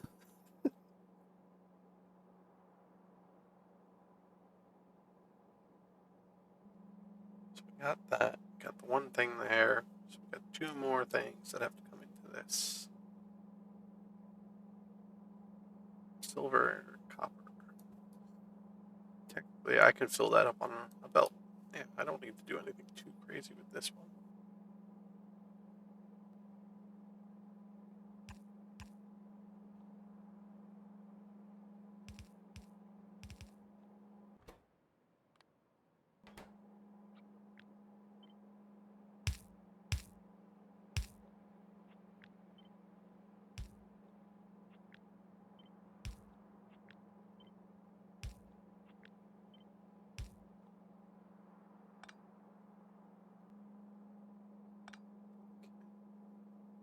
Like that. We get our two belts of stuff.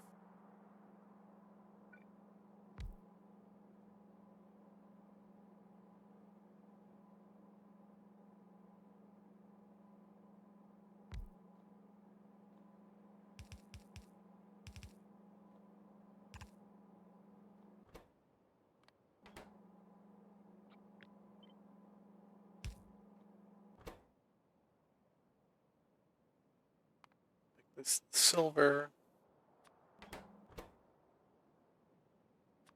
At the top.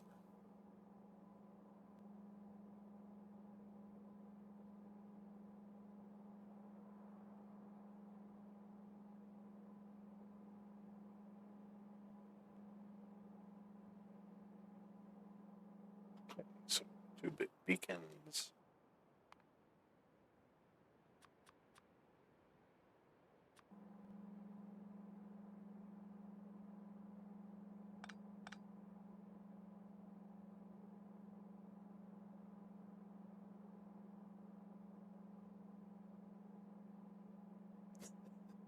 Thanks, Timmy, for that. Thank you for the lurk. Hope you're doing well tonight. I will add that to my terms. I don't get them that often, though. I just tend to get all the people on Discord that want to sell you artwork that is not great.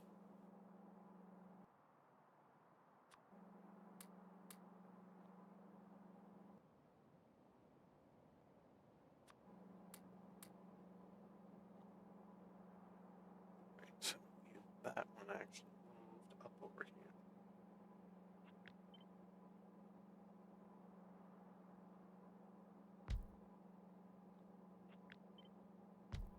Do that, just compact it up. Do this, compact it up even more.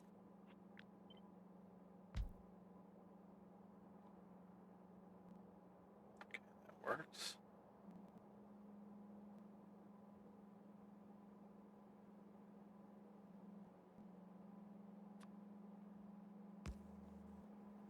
power.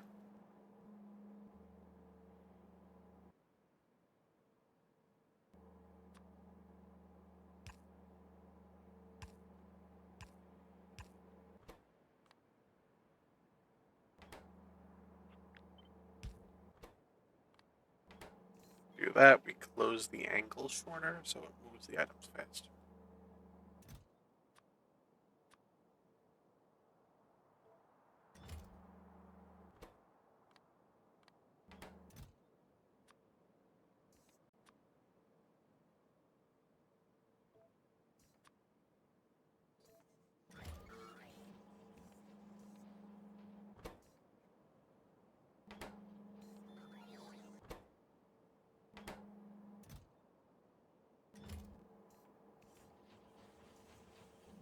Okay, that gets that whole part working.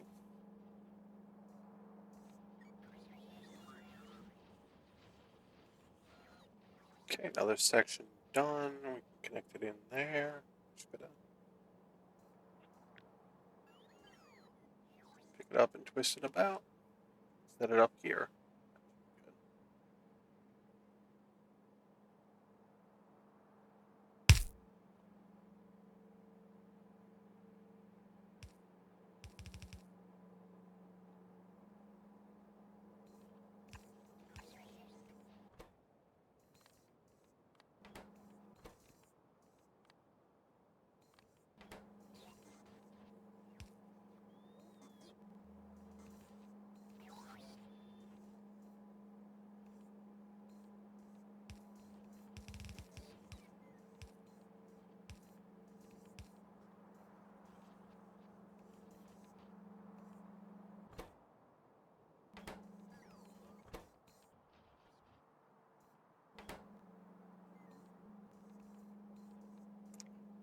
Set that up. Did I mess that up over here? No, I just didn't copy it right.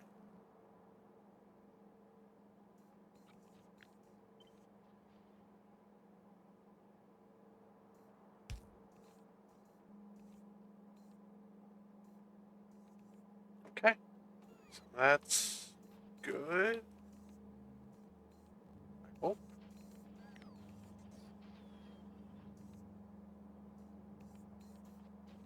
Oh, there's not enough glass getting simulated in this yet. That would be why. Okay, simple quick fix.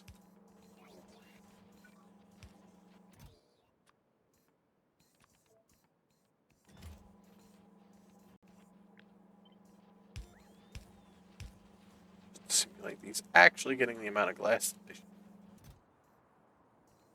Oh, and that might also be why.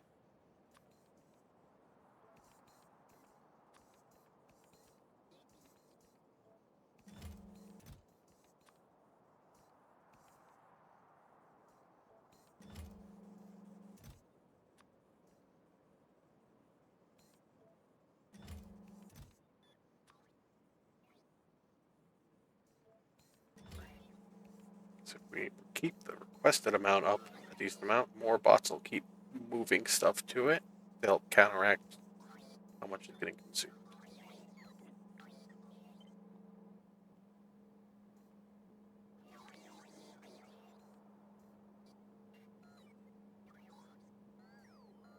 We're doing about 28. We needed 13, so we're good.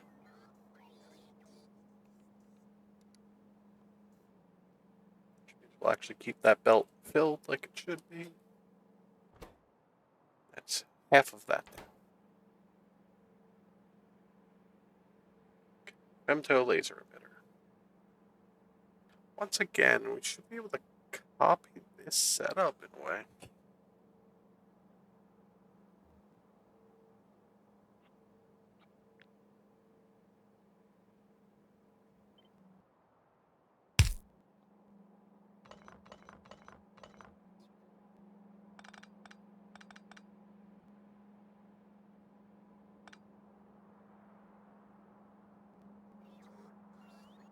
Just change around some of the bits. So we can keep that for that.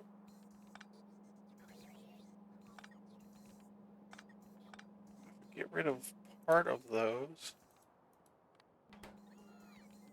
And just 2 of these to be on the one side, 2 to be on the other. Change this to aluminium. That one's going to be aluminium.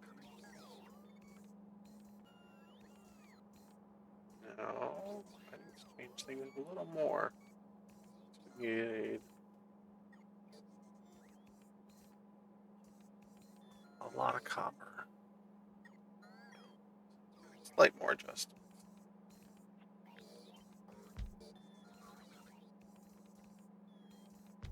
That's fine. We can put that there. That gets the 2 around this one for the aluminium.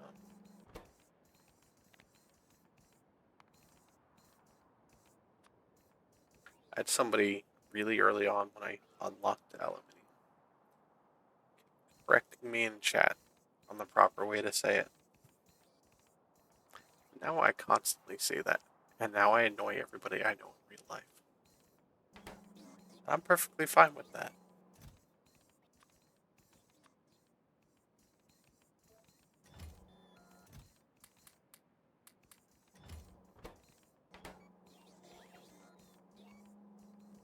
Okay, so we got that.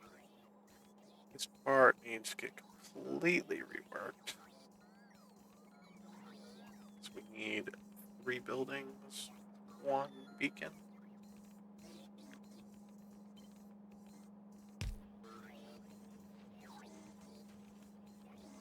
We're gonna put down 2 belts.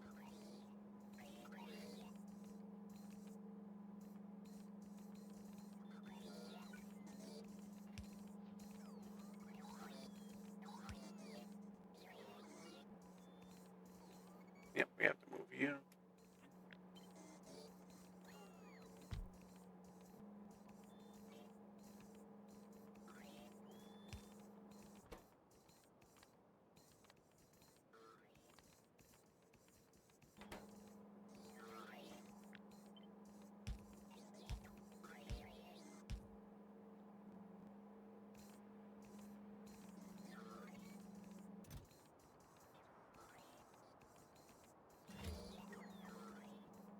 So messy.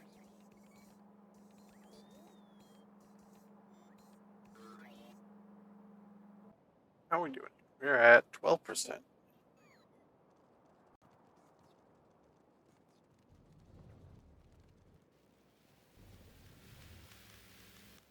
And we're still researching. We haven't ran out of it yet.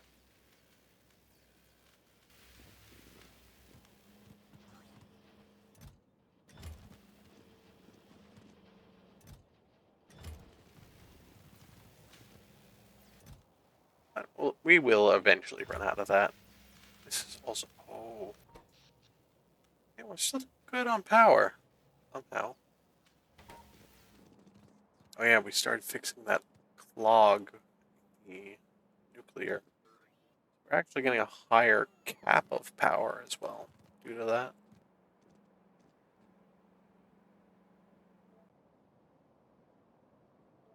Oh, and we should probably check on this mess. About halfway there. Okay.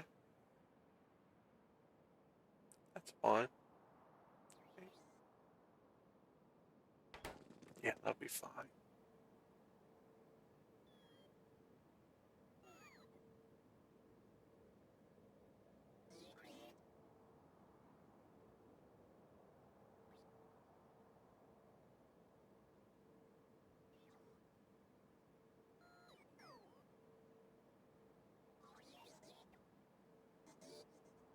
Double checking some stuff here.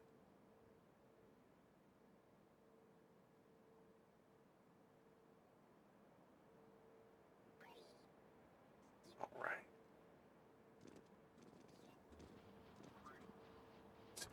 Why are these moving slow? I take a guess why. Yep, because the low density structures we ran out of. That we have a ton being worked on here. Some beacon. Everybody likes beacon. They eat all my power.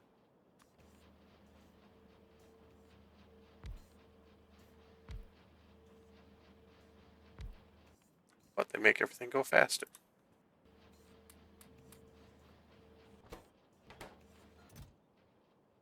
So we need a lot of low density structures.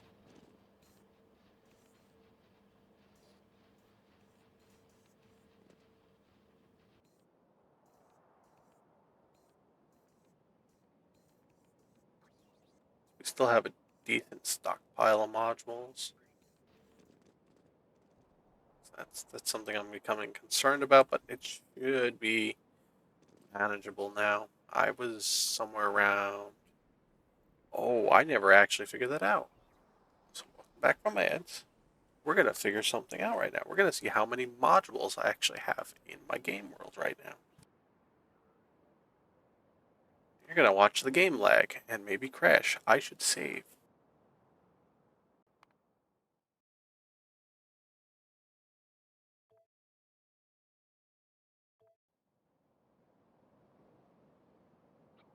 So if we select the entire base, we can break things. Also get some fun numbers.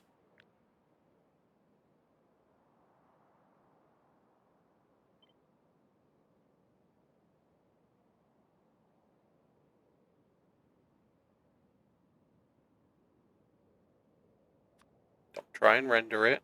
Please keep it as this. We have 24,000 speed module 3s.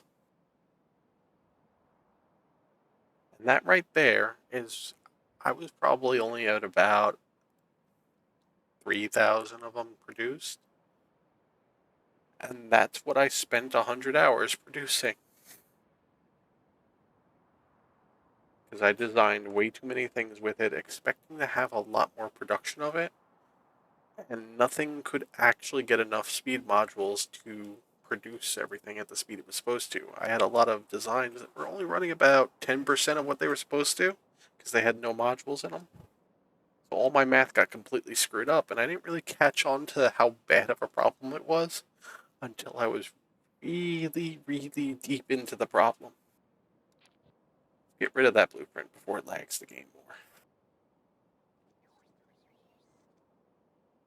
But yeah, 24,000 modules. Back to this.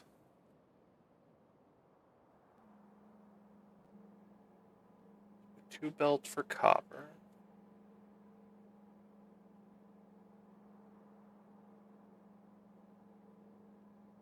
What happened here? You did not copy, right? Oh, because I don't need to put copper into this one. Whoops. Copper only needs to go into those.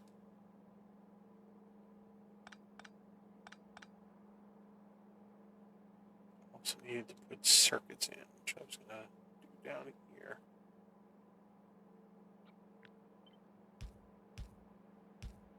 Because we're just going to mimic this again.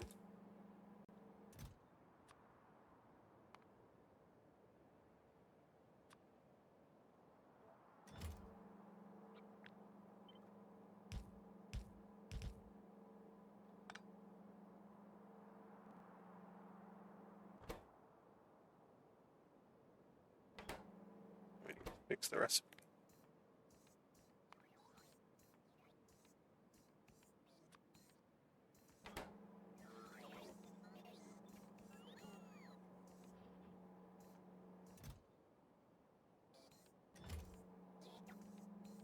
The bots will get that all filled up. Not that it matters right now.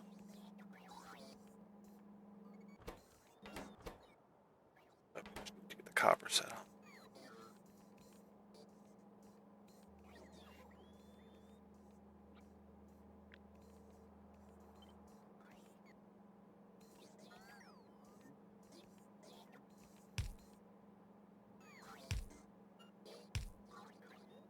That should work.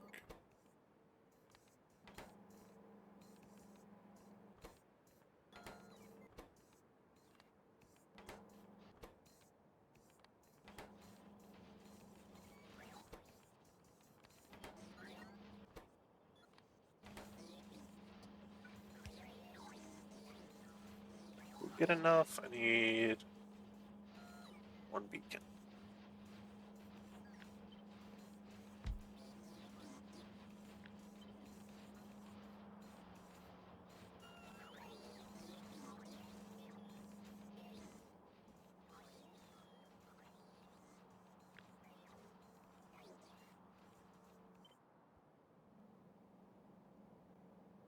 Okay, so that's gonna go here-ish. Do like that.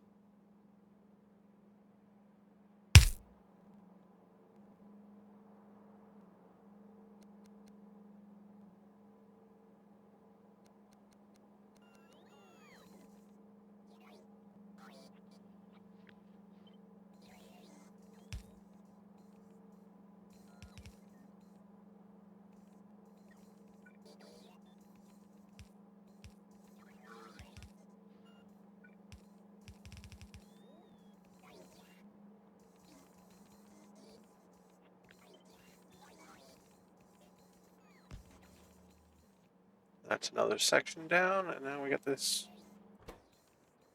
chemical laser flash fuel left.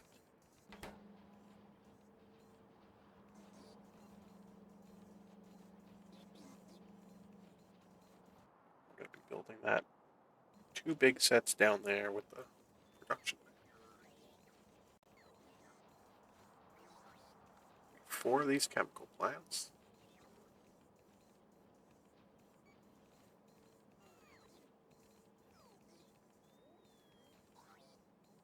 I could shift it down to... No,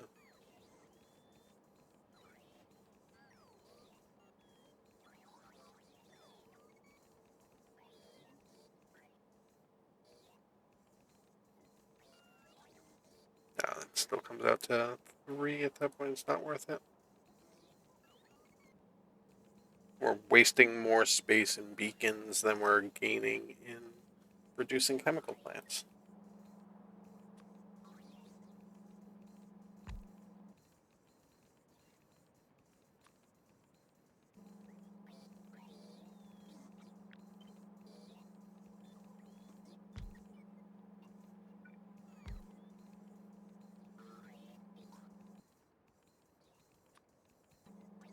So this is where that fun little alternating recipe thing works.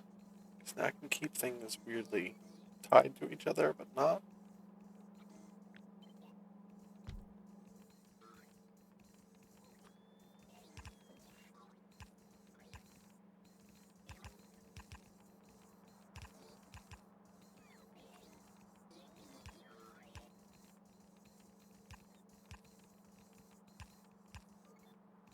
And we get that. Nice and compact.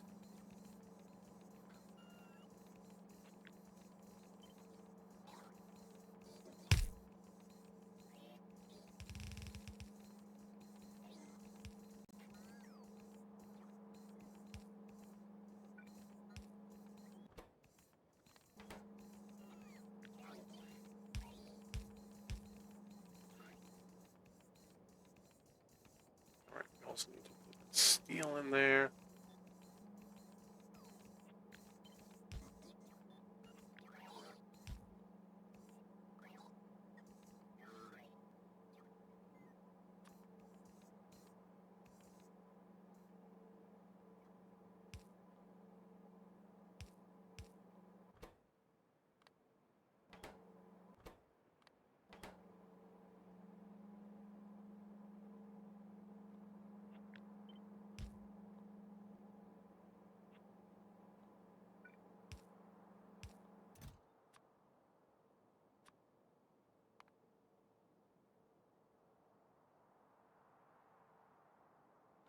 We'll do it. We should do it with the coils.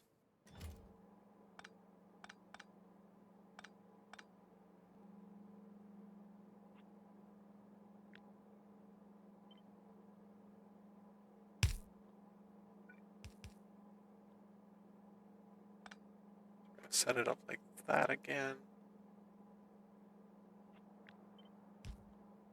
Just like this.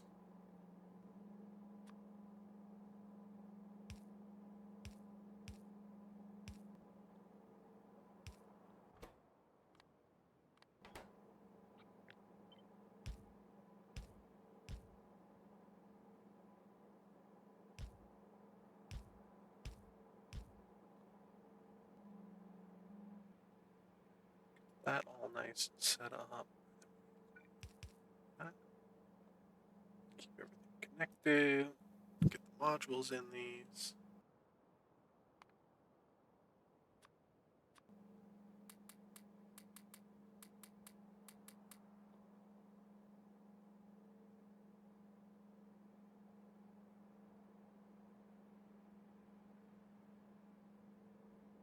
Also, just because he is still going and it's late, well, he's still got time left. How to be quiet. Great streamer. He's live right now. He's been playing RimWorld. He's been doing his 2 years partnerversary, helping to get funds so that he can move. Go give him a look, see all that fun stuff. If you haven't seen him before, here's a quick little clip to show what he does.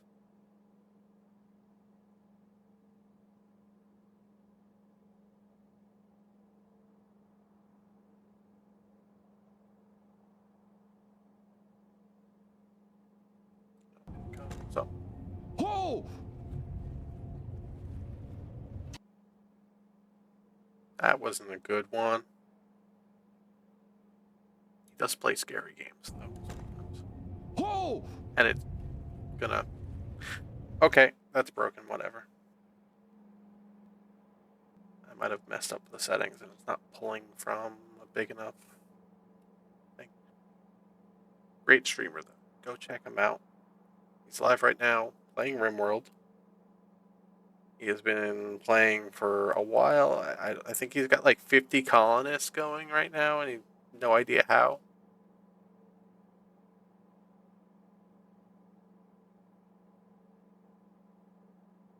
But if you like crazy antics, great community, it's all there.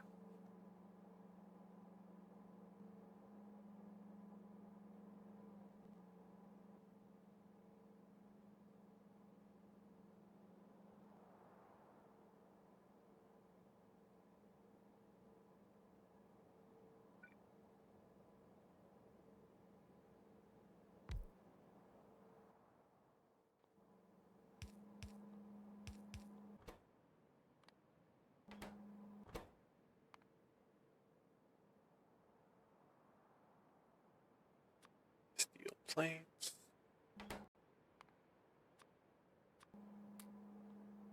Productivity modules. And one beacon.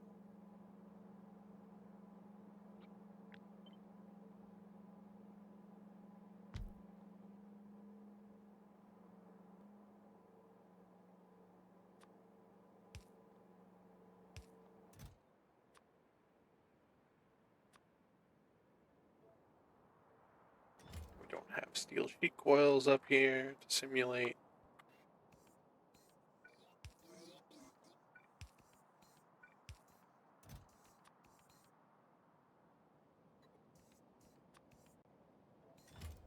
There was an easier way to simulate stuff, I would have it set up, but we basically have to set that up on the fly as we need something. So get that all plugged in. We got this filling up that, and now we got the two liquids. I'm going to start with the fuel oil. It's technically a little cheaper, and it's going to require saline from the other side here. See by that nice blue line going across.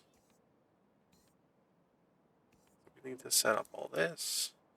We're setting up a little bit of a bean farm. We're basically growing beans and turning them into biofuel. And then on the other side, we are taking everything out of the water, remixing it together, drying out the wets, then wetting the dries, and then partially drying some of the wets again, matching it all together a ton of different ways, adding in some dry, and we get some naphtha.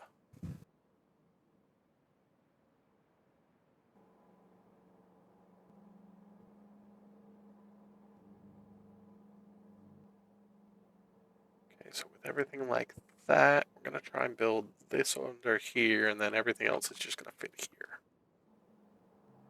I'm going to hate it, but it's going to work.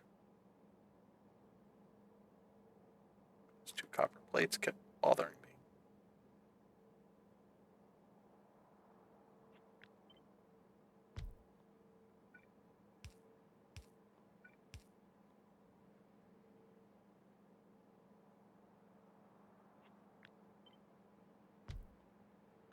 Just do that. That keeps it a little better.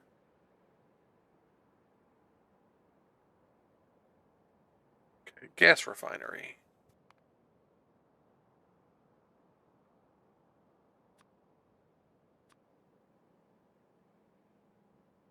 So we are going to have to deal with this excess water somehow. Look at how it winds up showing in here. Okay, so it only shows up on that side. Use calcinator. That's the easiest way to deal with it. Not a calcinator, clarifier.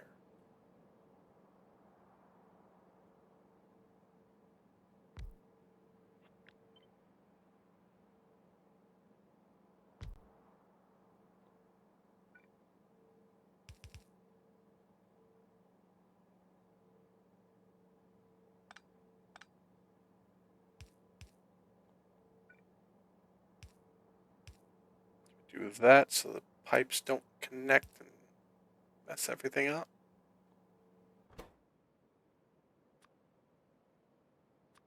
Should be fine at normal speed. We'll see if that runs into an issue. And we get the one beacon on it, so we're good there.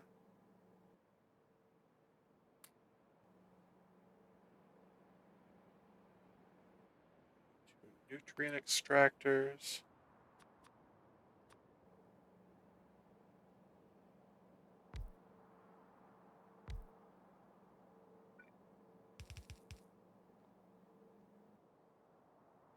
These are taking beans.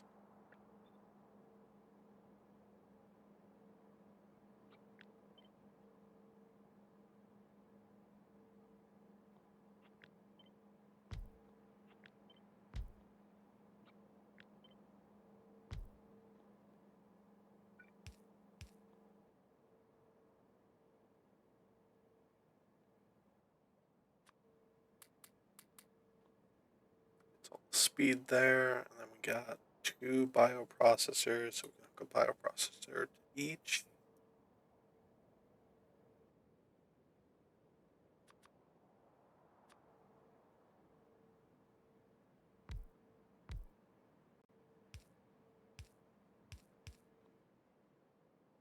That is going to be taking binafran and turning it into beans.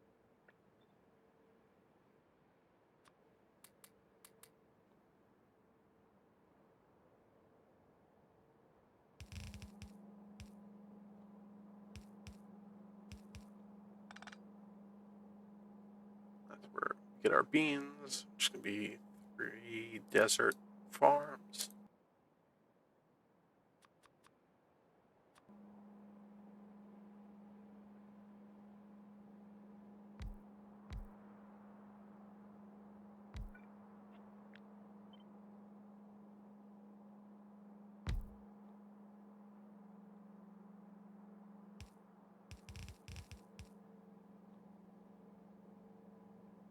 Alright, we need to do that little bit of silliness.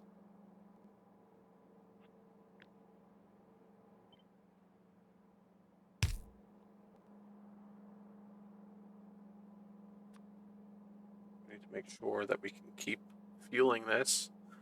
We turn the beans, the binafran, back into seeds. And then keep cycling around, and then we let it output.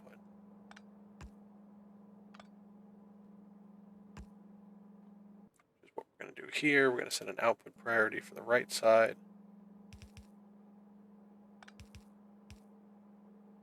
And we're going to put a seed extractor over here.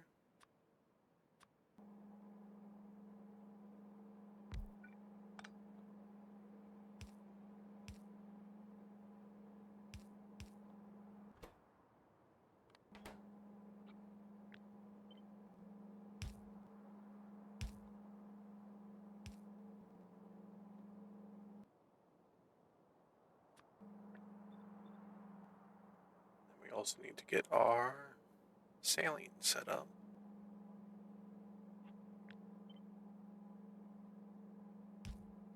We don't want to leave that above this.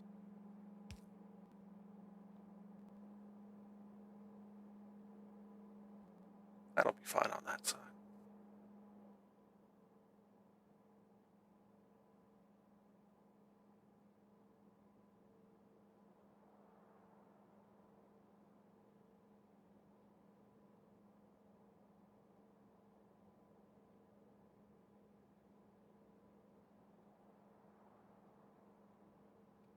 Get sand and saline water.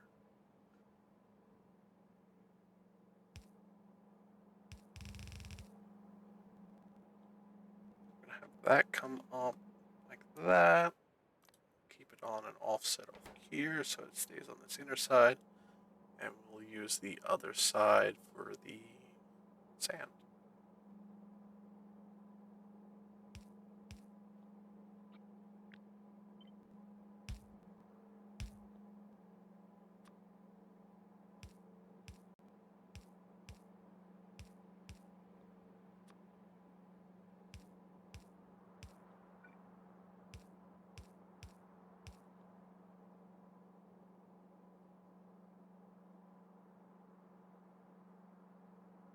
And because I've been going for a while, if anybody has questions on this, what's going on, what the mod pack is, always up for answering anything. Even if it's not game related, any questions, I'll answer them to the best of my knowledge, or I will defer over to somewhere else for an answer, usually Google. Except for the new Google AI search suggestions, I hate that stuff.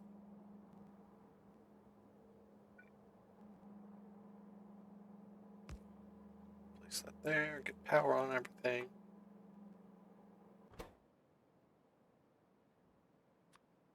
Tell this that it's taking Beanafran and turning it into Beanafran seeds.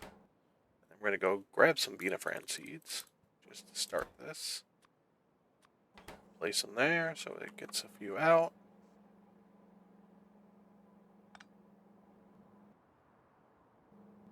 Still need to figure out the saline, but that comes at a later point. Let's go get our washing plant and our sand set up, which is going to be a little bit of a mess.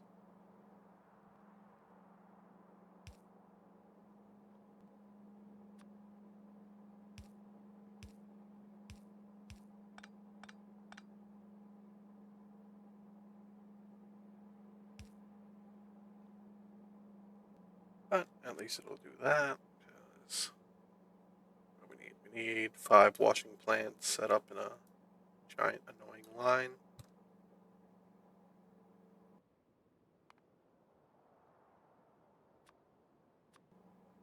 This is a funky little setup of taking not the normal water, but the mud water, and kind of mixing it with more water to pull mud out, and then eventually pull sand out.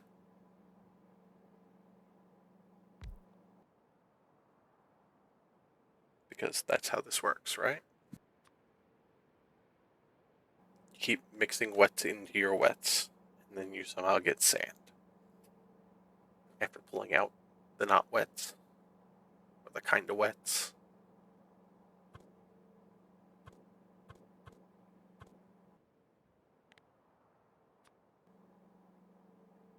This is where those reverse recipes come in, because it's only on the 2 sides there. I also need 37 a second in this. Which means I'm going to need 2. No, I'm going to only need 1 of these. Because these can do 60 a second.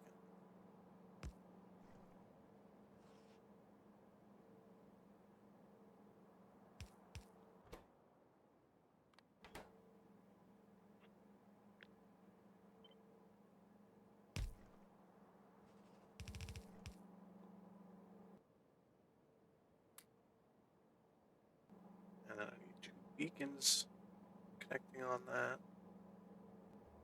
So if I upgrade that to a beacon 2, it should reach, and I don't have to make another beacon, consuming more power. Very nice. Move this up one more.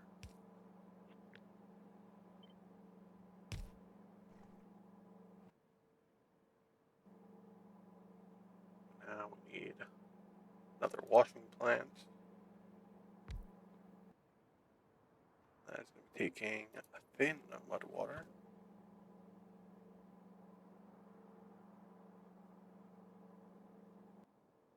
Right.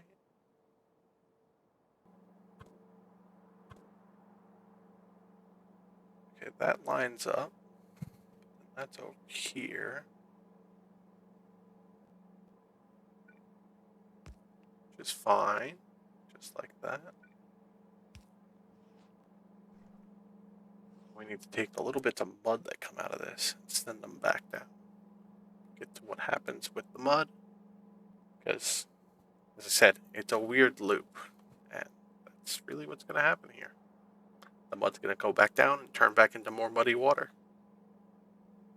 So that we can keep cycling it through and get sand.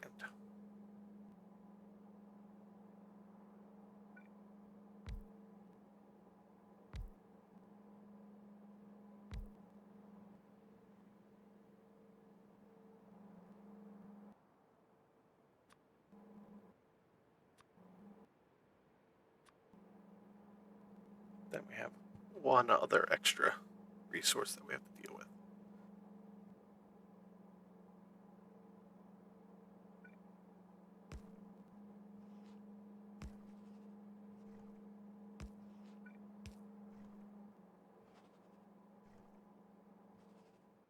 Which gets fixed with a flare stack. This is how you would, in the beginning of this whole mod pack, you would take viscous mud water with some water, which creates some mud, and it also creates a tiny bit of hydrogen sulfide. That hydrogen sulfide is what you use early on to get your first little bits of sulfur. And then you have giant crazy loops that just make sulfur on their own, trickling through the giant mess of everything they are, which usually comes from charcoal filters. Clean out the charcoal filter, you get sulfuric wastewater, which gives you sulfur. And because you're adding in the charcoal, it creates a little more sulfur than what was originally there. And you effectively get a net gain loop that you eventually, when it fills up with sulfur, you clarify off sulfur wastewater. Where does it go? Who knows? That's not my problem. I'm getting off this planet.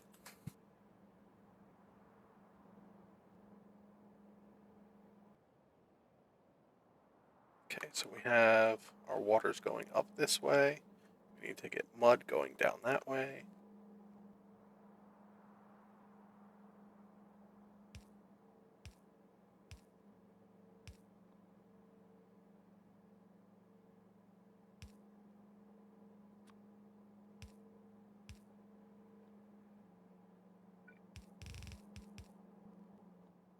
That's going to make a bunch of mud come down this way. And we are going to get a pump. Before we get the pump, we need a chemical. No, it is a liquefier.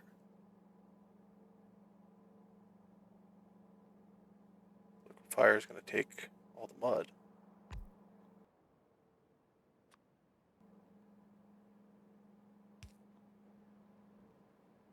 Of course, that one thing in the design doesn't fit in right.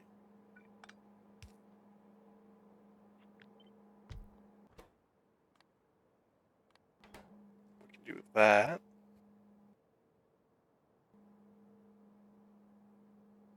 Not going to need a lot of water.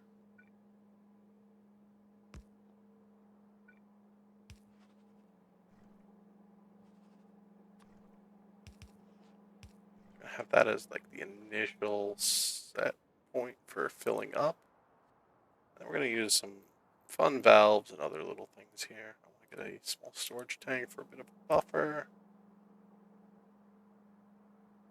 Then we are going to hook up to that this top-up valve.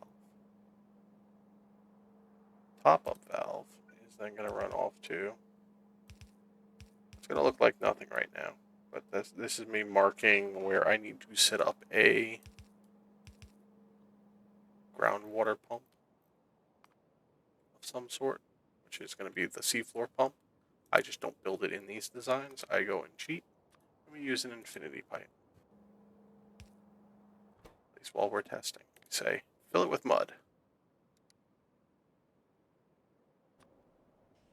That simulates the pump being there. It's going to fill up this whole bit. Once this hits 80, once in here it's over 80, it stops letting stuff through, which then lets this operate and take all that mud. That way nothing backs up. We get our sand, and then we still need to get saline water. Otherwise, this is all set up. Now we get to go to this mess. Which, the charcoal I might just import at this point. I have so much of it in the map. It cuts down so much of this. Let me actually...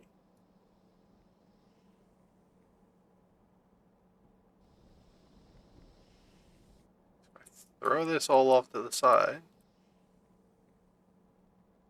Just be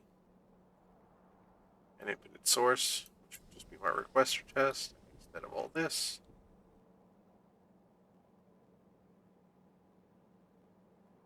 That gets rid of like 20 buildings.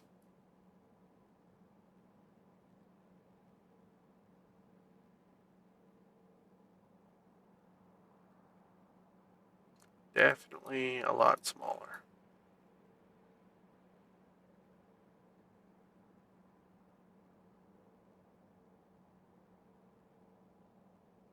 One of those other weird design things is if I wanted to, the water output here, instead of just clarifying it, I could have had that run to everywhere that needed a water input over here. And then also use a similar top-up mechanic so that this water would always get used up. But it doesn't make sense for me to route this over there and try to route everything around and make a mess. Especially because I already have these pipes here and can't have underground to underground any type double mixing. It makes a mess. You can do some funky stuff with two different type tiers of belts, but I only have that in a few small spots of designs, and I hate doing it because it's black magic.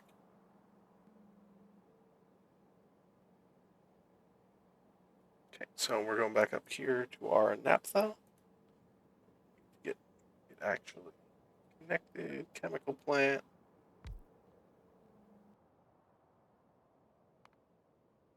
And it's going to be catalytic synthesis of naphtha.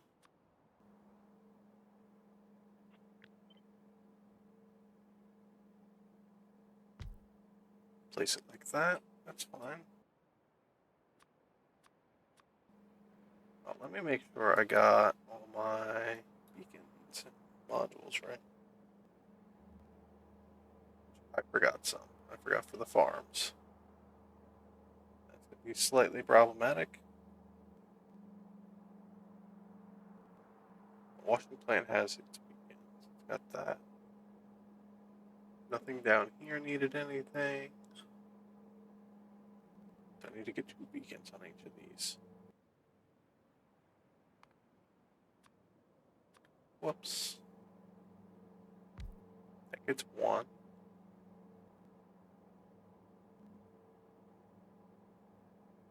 I can fit the other one right there.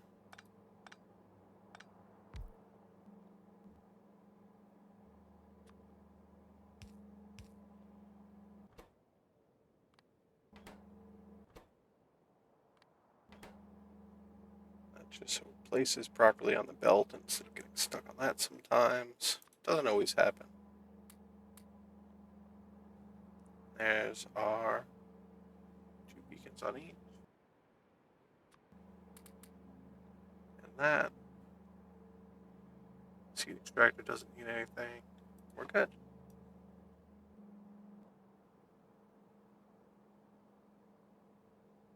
So close. Last part.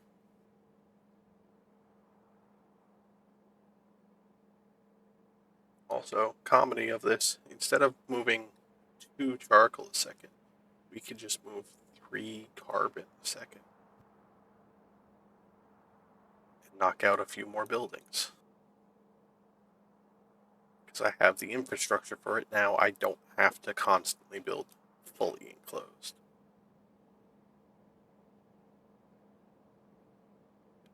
And originally, all the different bots and everything that were in the logistics network were slow, and it couldn't keep up with a lot of stuff. Now we've got bots that don't need to stop and recharge along the way. Which, speaking of, we are at 14% on our research. Our bot network is still doing fine. This is crashed. That has not gone up. We are missing something majorly in production of these. Means I probably broke something somewhere, or it's just the low density structure is taking forever. Which is weird. Why? Because this got confused with the speed of that, and I didn't catch it.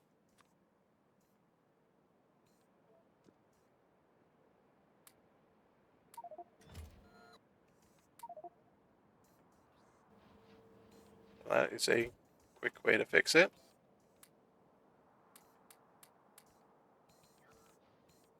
Now we got room for them again. Much like that. Only going to that because it's going to also accidentally overfill.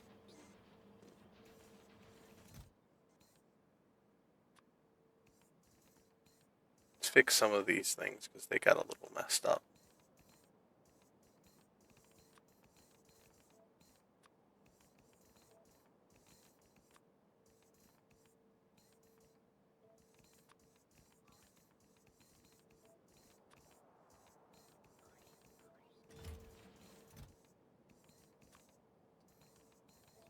So we don't need these getting filled up. Clogging.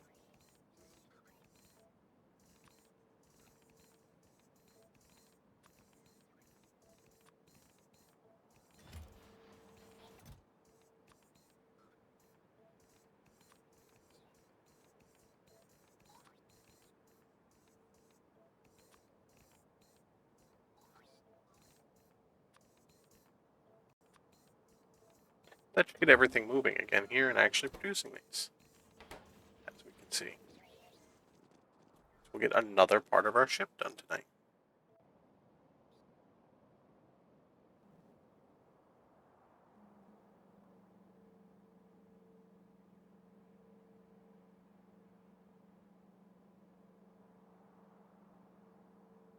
Okay, so this is a catalyst recipe. We make these red metal catalysts in this one. There's different colors. Basically constantly cycling it out and uses a little bit of ores to take synth gas and something else. For example, carbon monoxide to create the naphtha. Somewhere it's all rooted in actual chemistry stuff, but that's outside of my actual knowledge. I know more about computers than anything real lifey. I need to get some of these catalyst carriers.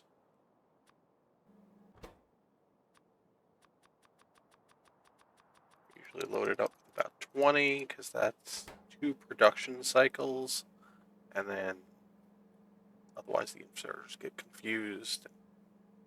Nothing works.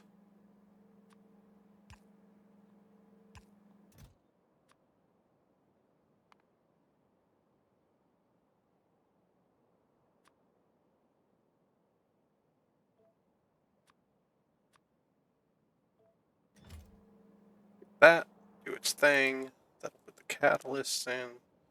Now we need to get the carbon monoxide, which is actually really simple now because we simplified this whole mess.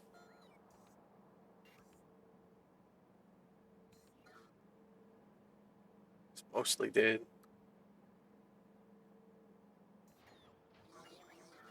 I didn't use that, I used those. I would need 12 of them, but I wouldn't have to make a hole. And that's always the selling factor.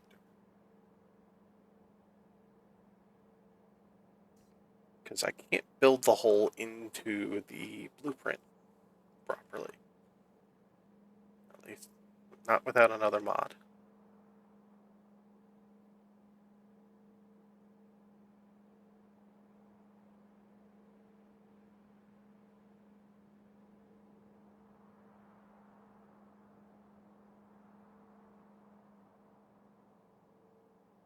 Okay, so carbon monoxide actually gets used twice. So we're going to build our chemical plant for the synth gas first. Build it right there because it's just an output.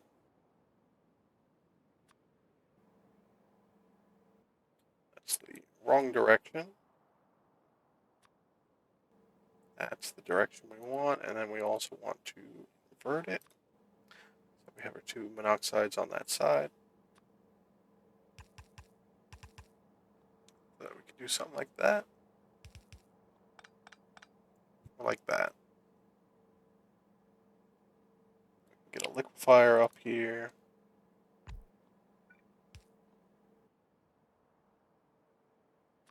Create carbon monoxide from carbon and purified water.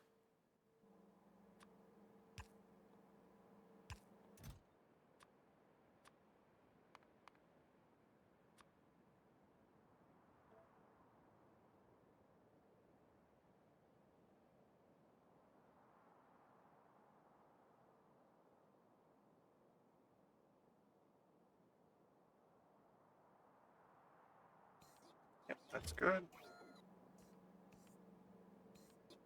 Now we gotta make this mess happen. So purified water in two spots, and the saline water has to somehow get over there.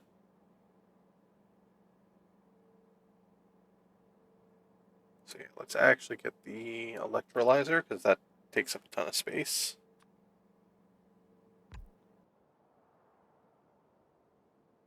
Because we're using purified water instead of regular water, it doesn't create slag. That's the main selling point because we don't need the slag. We also don't need the oxygen. We just need hydrogen.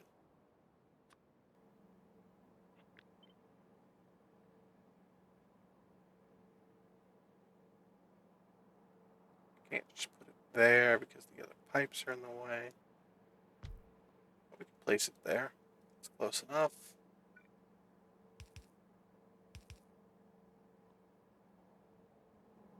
I need another flare stack.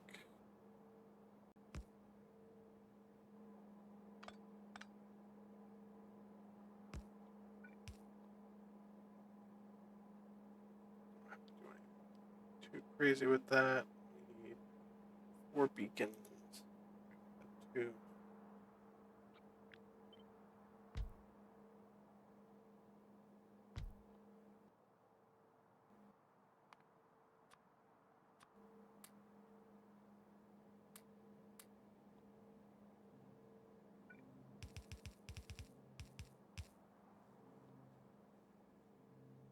Yeah, that hooks those both up.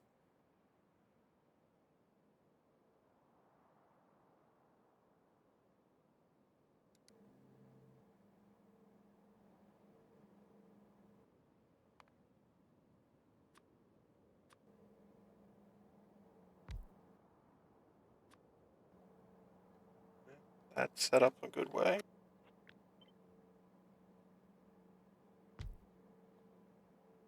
Get right in like that.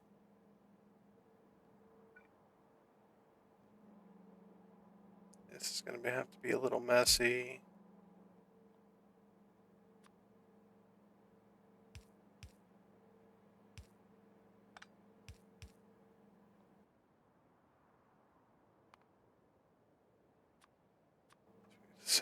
overflow valve.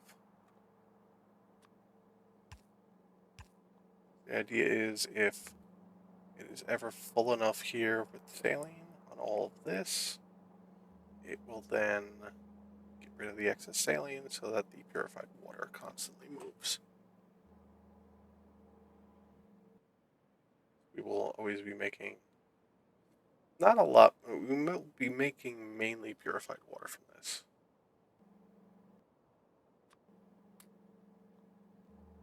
And we need to connect this over here, which I think we're going to move this back if we can.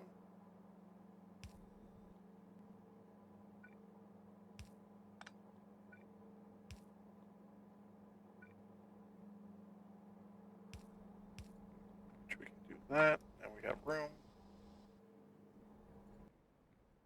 And we can use one of the longer underground pipe types, which I tend to use. Nitinol. Nice and purple, able to see where it is.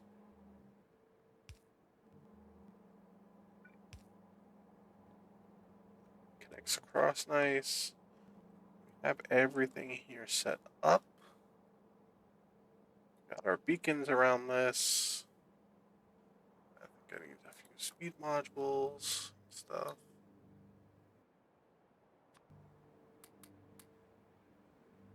Like that.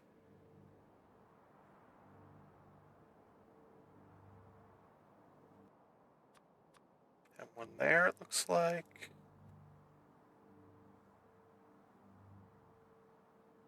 Okay, that should be good. Let's get some water here. We needed 12 groundwater bores.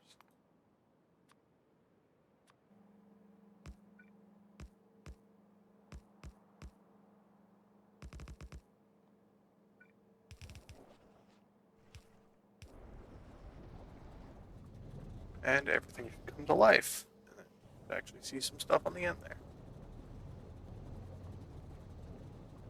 The naphtha is now filled up and the fuel oil has started.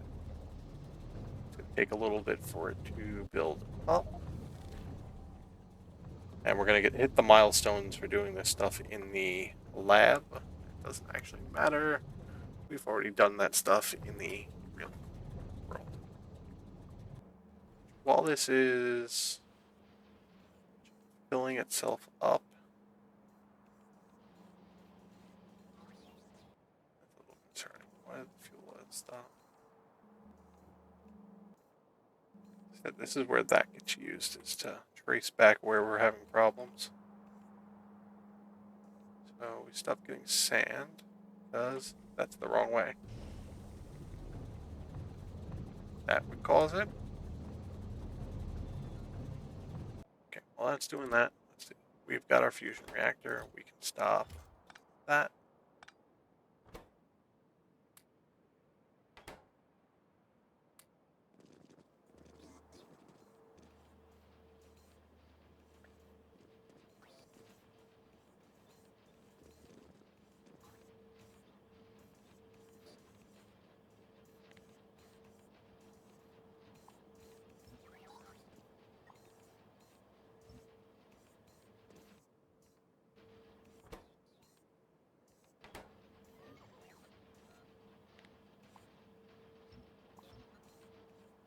Clean up all that. Reset it. Clean up our inventory here.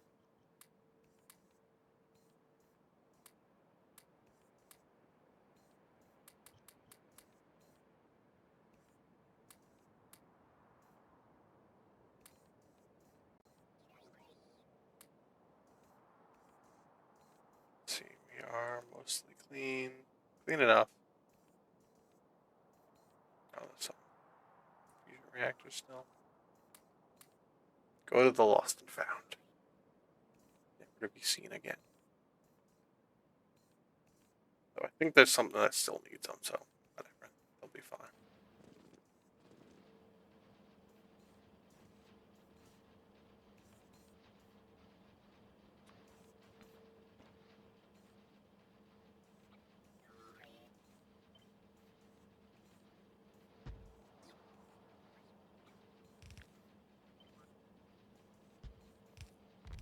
Okay, rebuilt, cleaned up.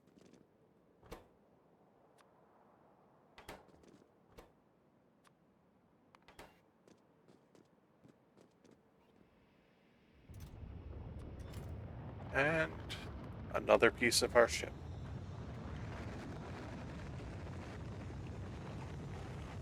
Actually done really good tonight. It's these parts because I had so much stuff stockpiled at this point. It's fine. One thing I made sure to not purposely do in any way was to overstock anything during that time skipping. I wasn't going to give myself a bunch of free resources. I just wanted to clear up the deficits that I had.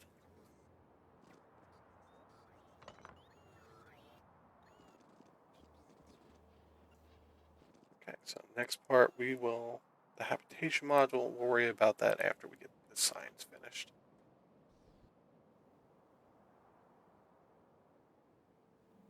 Really nice and compact comparatively. So at the end here, we actually want to get a warehouse set up.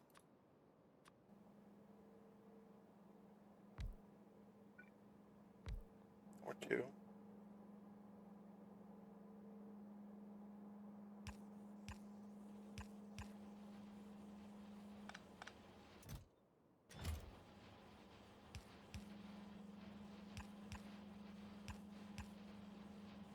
The idea is that these are a buffer to build up. And it gives us a nice test right now to make sure this is actually producing. That we don't run into a problem. Yeah, I know. We're going to keep hitting these weird milestones that I've already hit.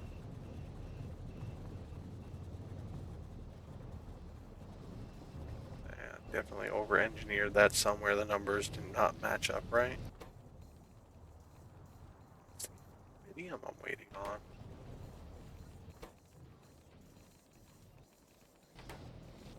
Not getting enough out? Yeah, I'm not.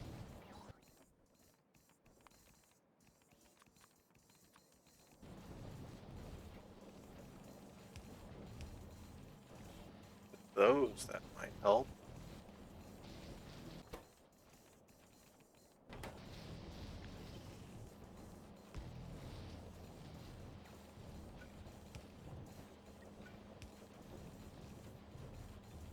That may help.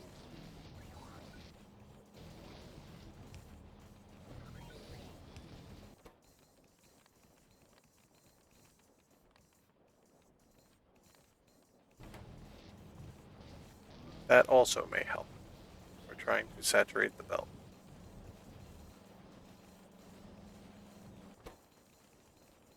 That's definitely helping. That's making everything move faster.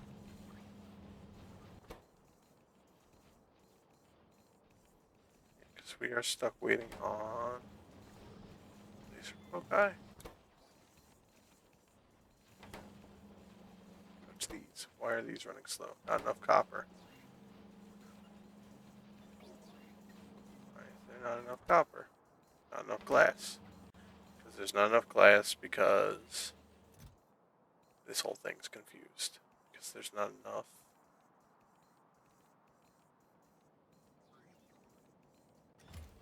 I don't have enough bots in the test network to make up for it.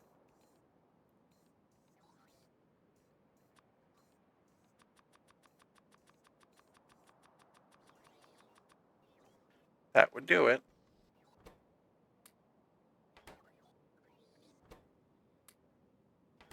So if we flood the network here with more bots, it's still not enough. But that's fine.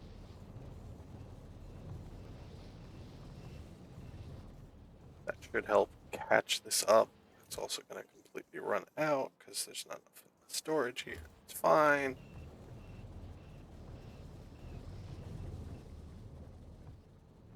Everything's fine. I'm going to say this is complete. So let's turn it into a blueprint and actually place it in the real world. Run into problems, we will redesign.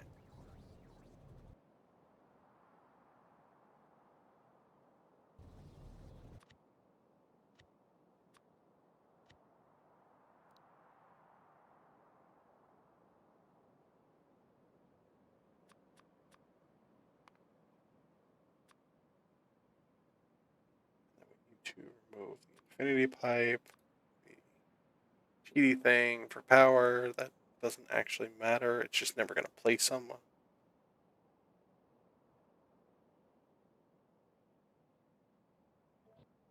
Save blueprint.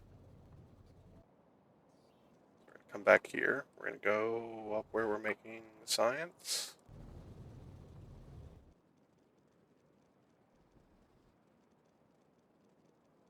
And I guess we can place it down here.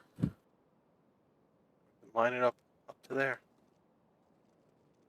So we do have enough room for it here.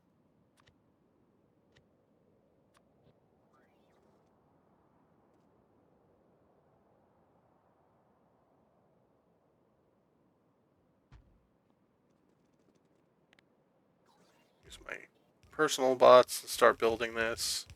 Everything else should mostly get filled in by bots.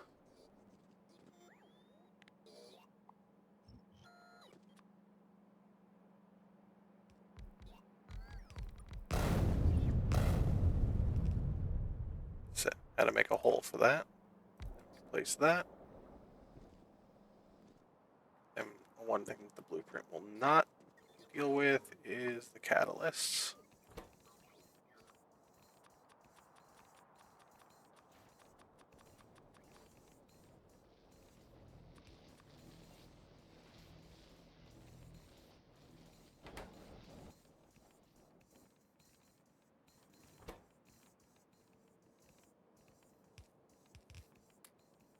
I forget how many of these I put in there, so easy way to test is to let it actually run through enough. So we got 3, 17, we only had 19.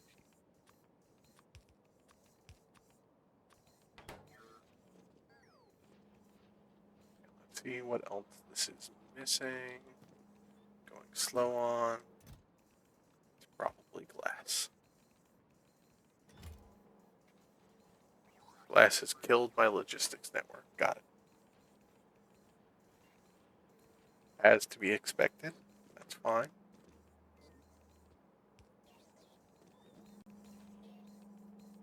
I'm always going to find weird little problems. Things I forgot to do. Oh, it's because we're waiting on more inserters. Because we placed down this whole big thing. And we probably didn't have enough of them stockpiled. It's fine. Okay, so something we are going to do, just to help this out.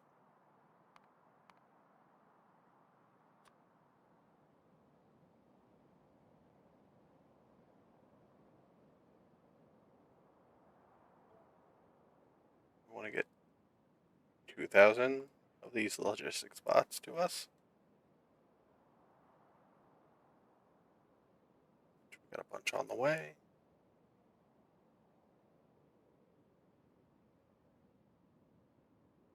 Okay, let's get rid of Foreman right now. We don't need it. I'm not building anything else tonight. While everything here kind of starts to level itself out, let's go double check our research down here and how that's doing. Probably running out soon.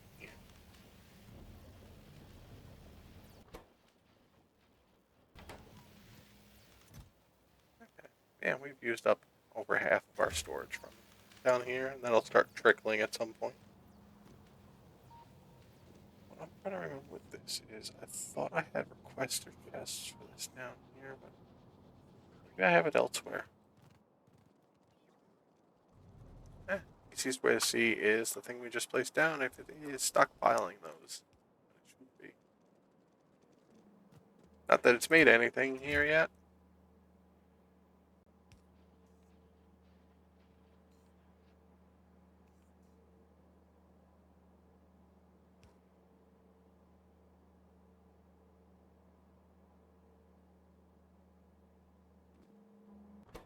What are we? That's broken. Still fuel oil. Because fuel oil is not going to do anything because we haven't put it in the beta brand. Because we need the beta brand. also not get that. We could design little circuits to place in a certain amount of an item and then never actually fire up again using a requester chest. Preload items like that, but that's a lot of effort, and I don't want to be putting that into any of my designs at this point. I just want to get off this planet. And knowing my luck, I'll crash land somewhere else. That's the joke of me winding up playing a different Factorio modpack. That joke going for a while with a few friends every time we started up another Minecraft server. There's always some weird challenge pack, and it's like, well, how'd we wind up here again? Well, we finished the last one. This is where we crash landed after.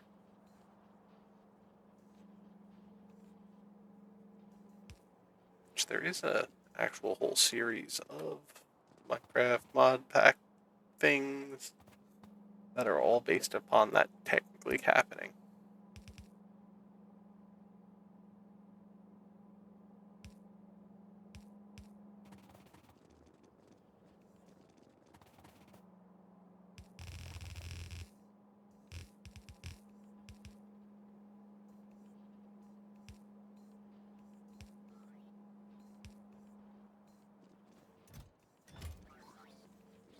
Okay, so we get this going up here.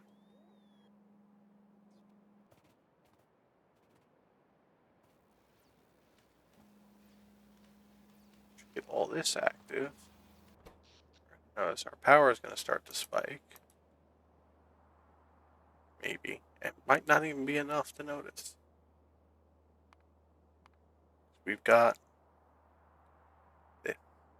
finally built all of our beacon 3s. Those things are eating up all my power.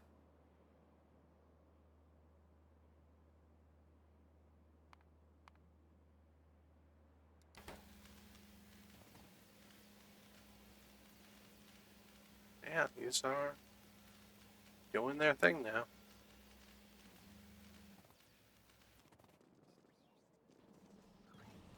Is it as fast as it could be? Probably not, especially considering the logistics bots. We want to toss in all of these bots. We got our 2,000. We just need to go find somewhere nice to add in 2,000 bots.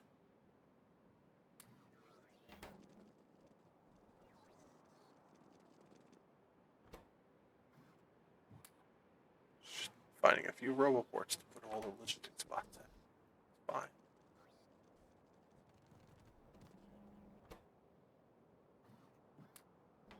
There we go. Now we are at 7,000 logistics spots.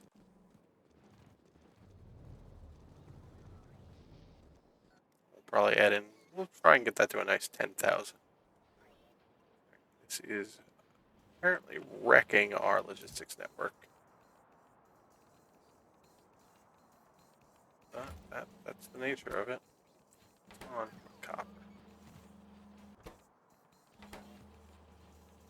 Just not enough getting placed on the, yeah, not enough getting placed on the belt.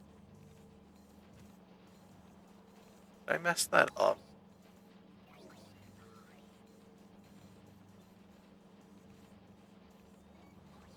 It's the glass bit, 65. No, it should be able to do it. It's just not pulling out enough.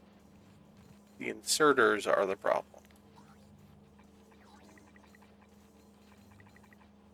We upgrade those to the stack inserters. It might help.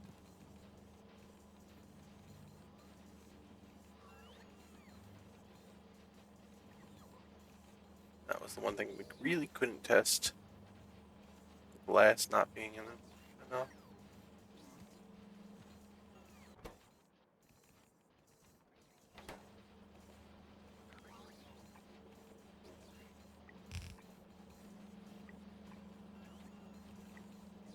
Also upgrade all those to stack inserters. And this is just, yep, we don't have any way to deal with that. So we need to set up a requester chest to deal with it.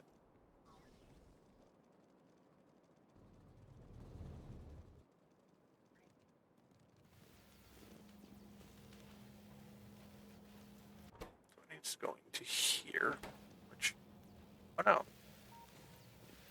this is actually backing up weird. Why is that?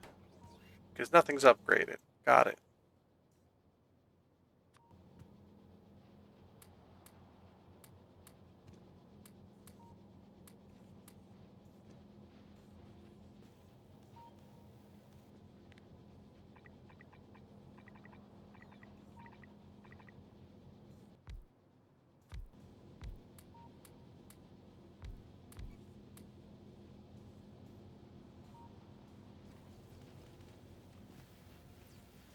Oh, we do have, yeah, this little guy.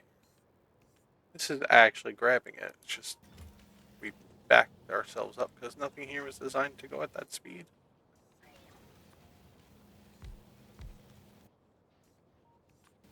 Yep, that's what I did.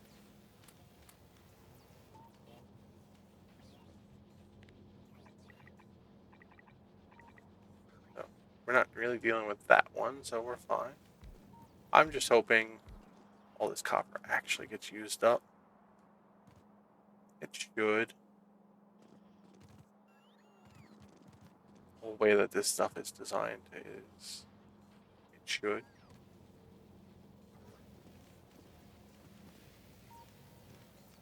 Just not quickest at processing.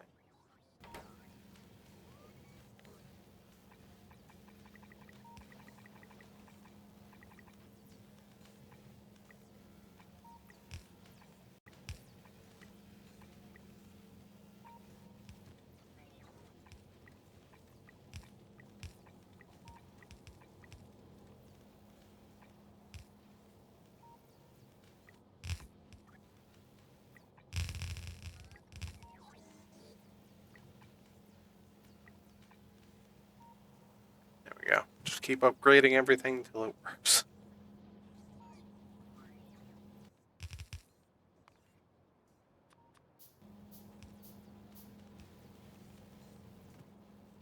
Now everything's working a little faster there.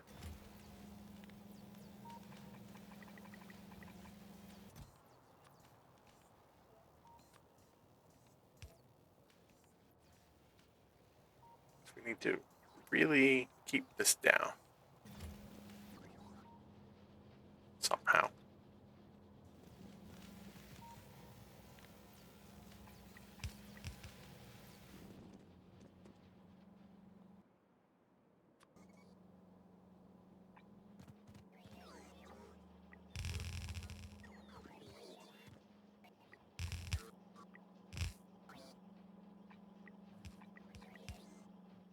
And that should help.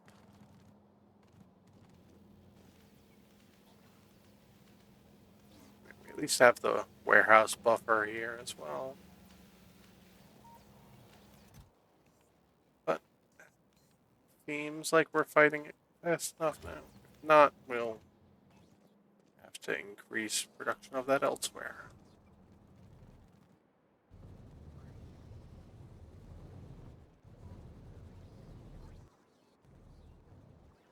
Okay, back to this mess, which is doing pretty well. It looks like we're stockpiling enough.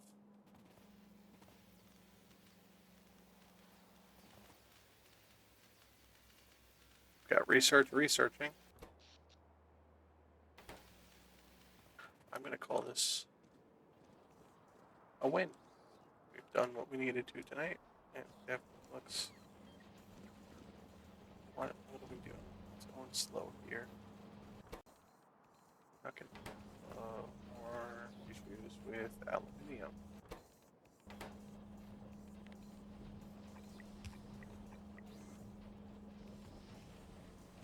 Just not pushing enough down the line. Not pulling enough. Whoops.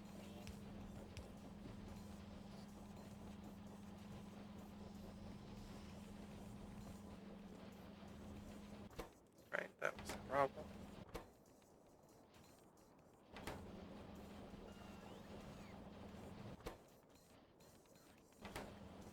Still a little bit of a problem.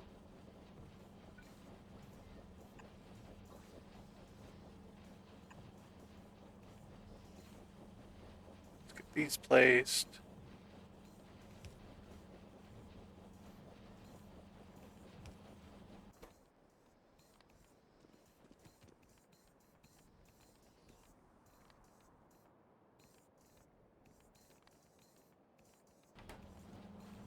That should help keep that belt filled. Should get this all moving faster again. I had all the numbers for the belts right, just not the inserters. What I should do is make another upgrade planner here. We're gonna have it take any ultimate inserters that it finds and turn them into ultimate stack inserters.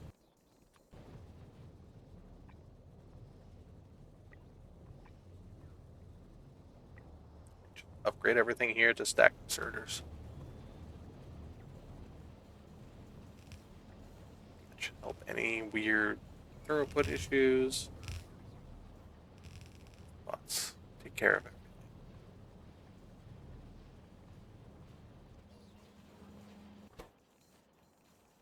Yeah, that's actually going pretty well.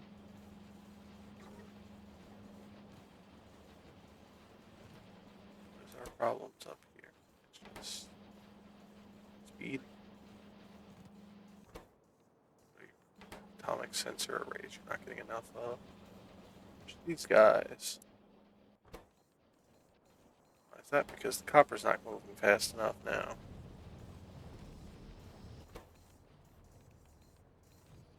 Yeah. Yep, I can see why that's happening. Either I need more inserters or I need to change this to be 4. Shouldn't be too hard to readjust. We'll come back to that next time though. It is very late. Sadly, I have work in the morning. So, what we're going to do now, find somebody to raid. See who's still up.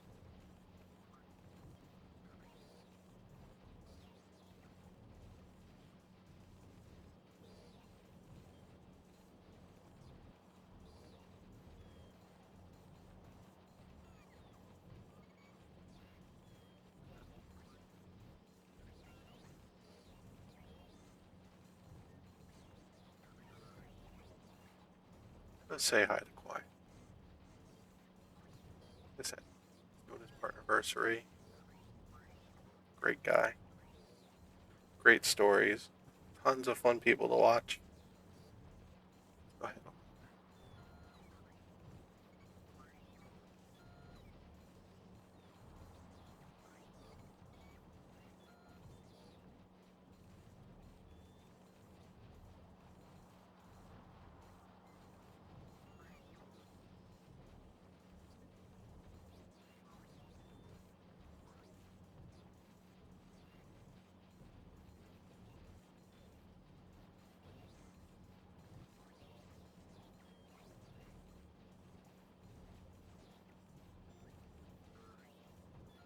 Also, once again, thanks everybody hanging out here. I don't have any kind of raid messages. You want us to say hi and be nice? You can do that. I'll be back on Friday. Thanks for stopping in once again. I probably said that like 3 times already.